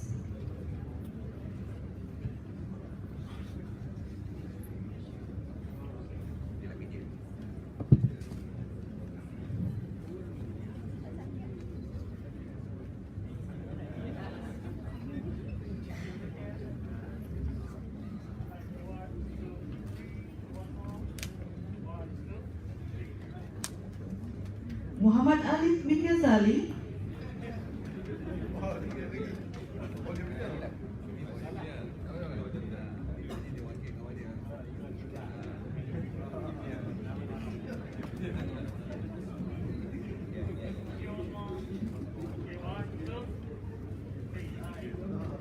And Muhammad Shafiq bin Muhammad Hassan.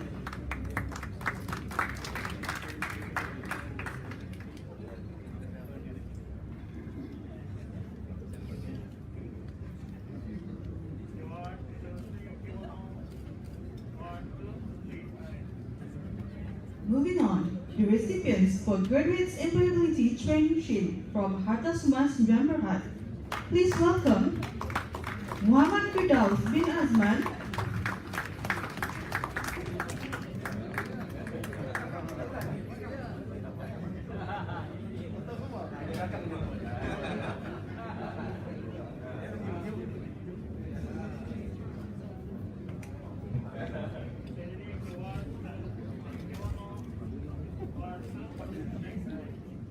Ahmad Taufik bin Mahari,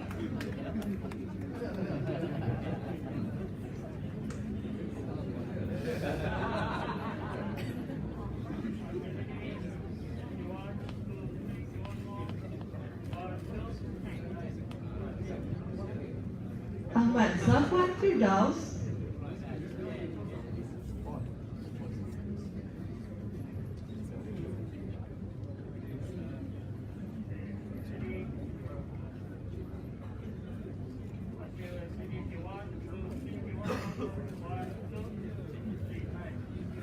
Muhammad Ramdan Ikmar bin Kamarudin,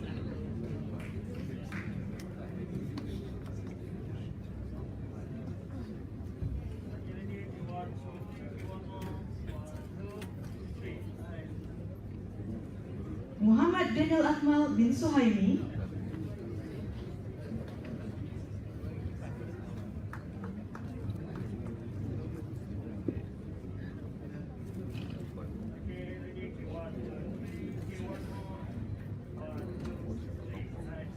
Muhammad Shafiq bin Mat Fauzi,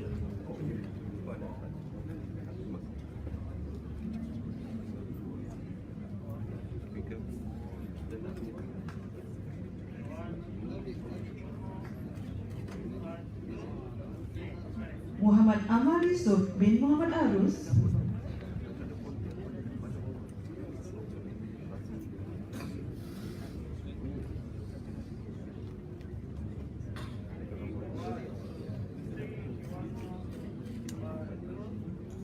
Muhammad Amirul Hakim bin Muhammad Faiz,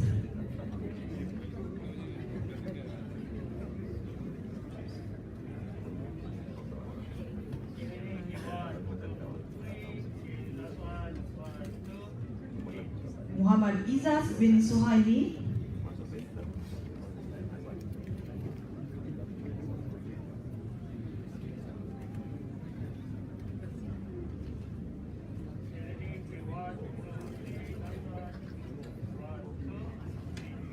and Muhammad Rafiki bin Zaki.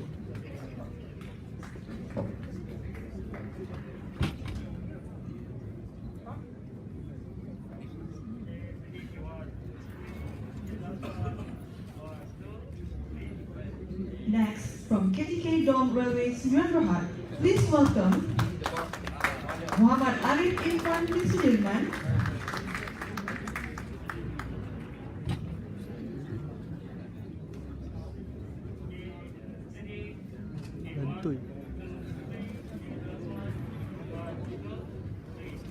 Amiruddin bin Rosli,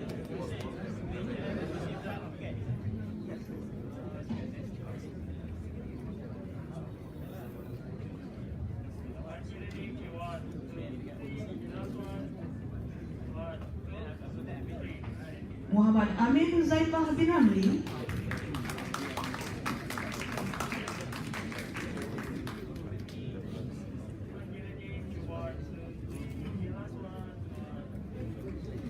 Muhammad Afiq bin Saiful Hisham,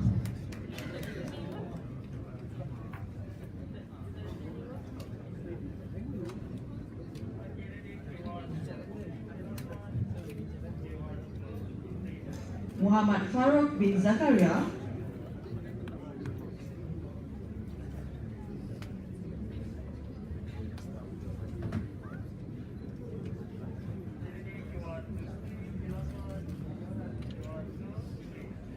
Muhammad Khairul Amir bin Mazli,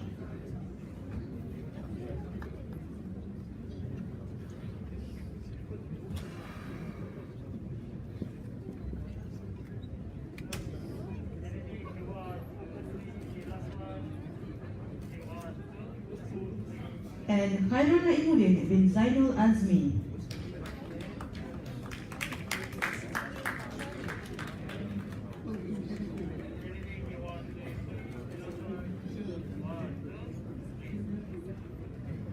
Next, I would like to call upon a representative from the partner companies to receive certificate of appreciation. Please come upon Tuan Haji Muhammad Zaki Muhammad, Head of Rail Academy, Rapid Rail Prasarana,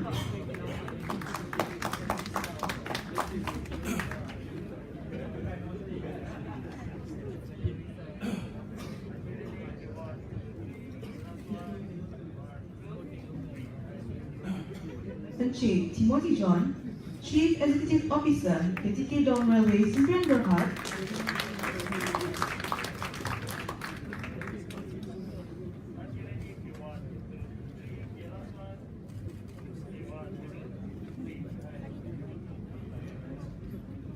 and Encik Muhammad Rizal Muhammad Safari, Project Director, Harta Sumbas, Sembilan Berhad.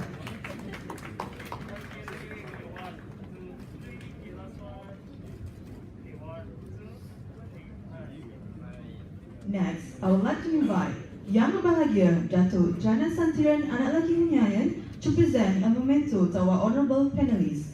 With that, I would like to invite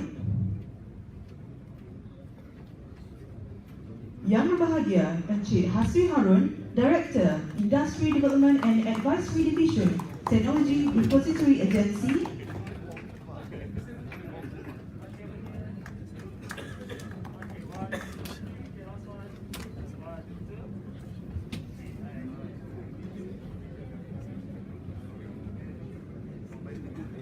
Professor Zhao Huang, International Speaker, Southwest Jiantong University, China,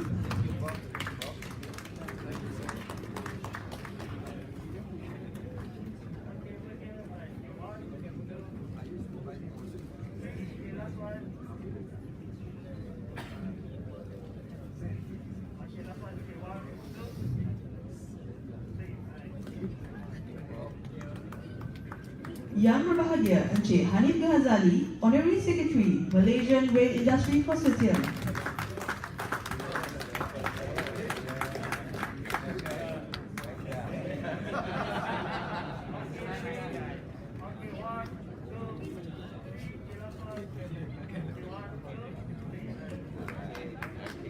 And Yang Berbahagia Puan Natasha Zulkifli, State Founder Director, YTL Malaysia and leader of the Women in Rail Malaysia Group.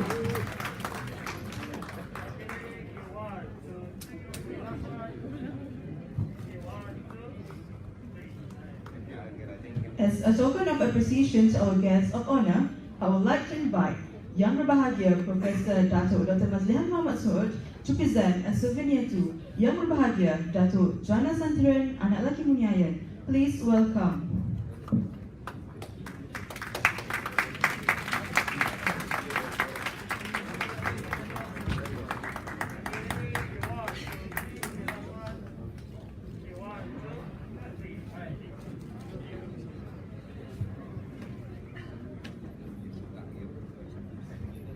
Thank you, Yang Berbahagia Dato'.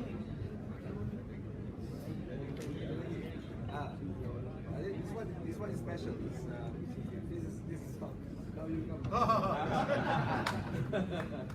Okay, thank you. Okay. Alright, 1, 2, 3, the last one. 1, 2, 3. Okay.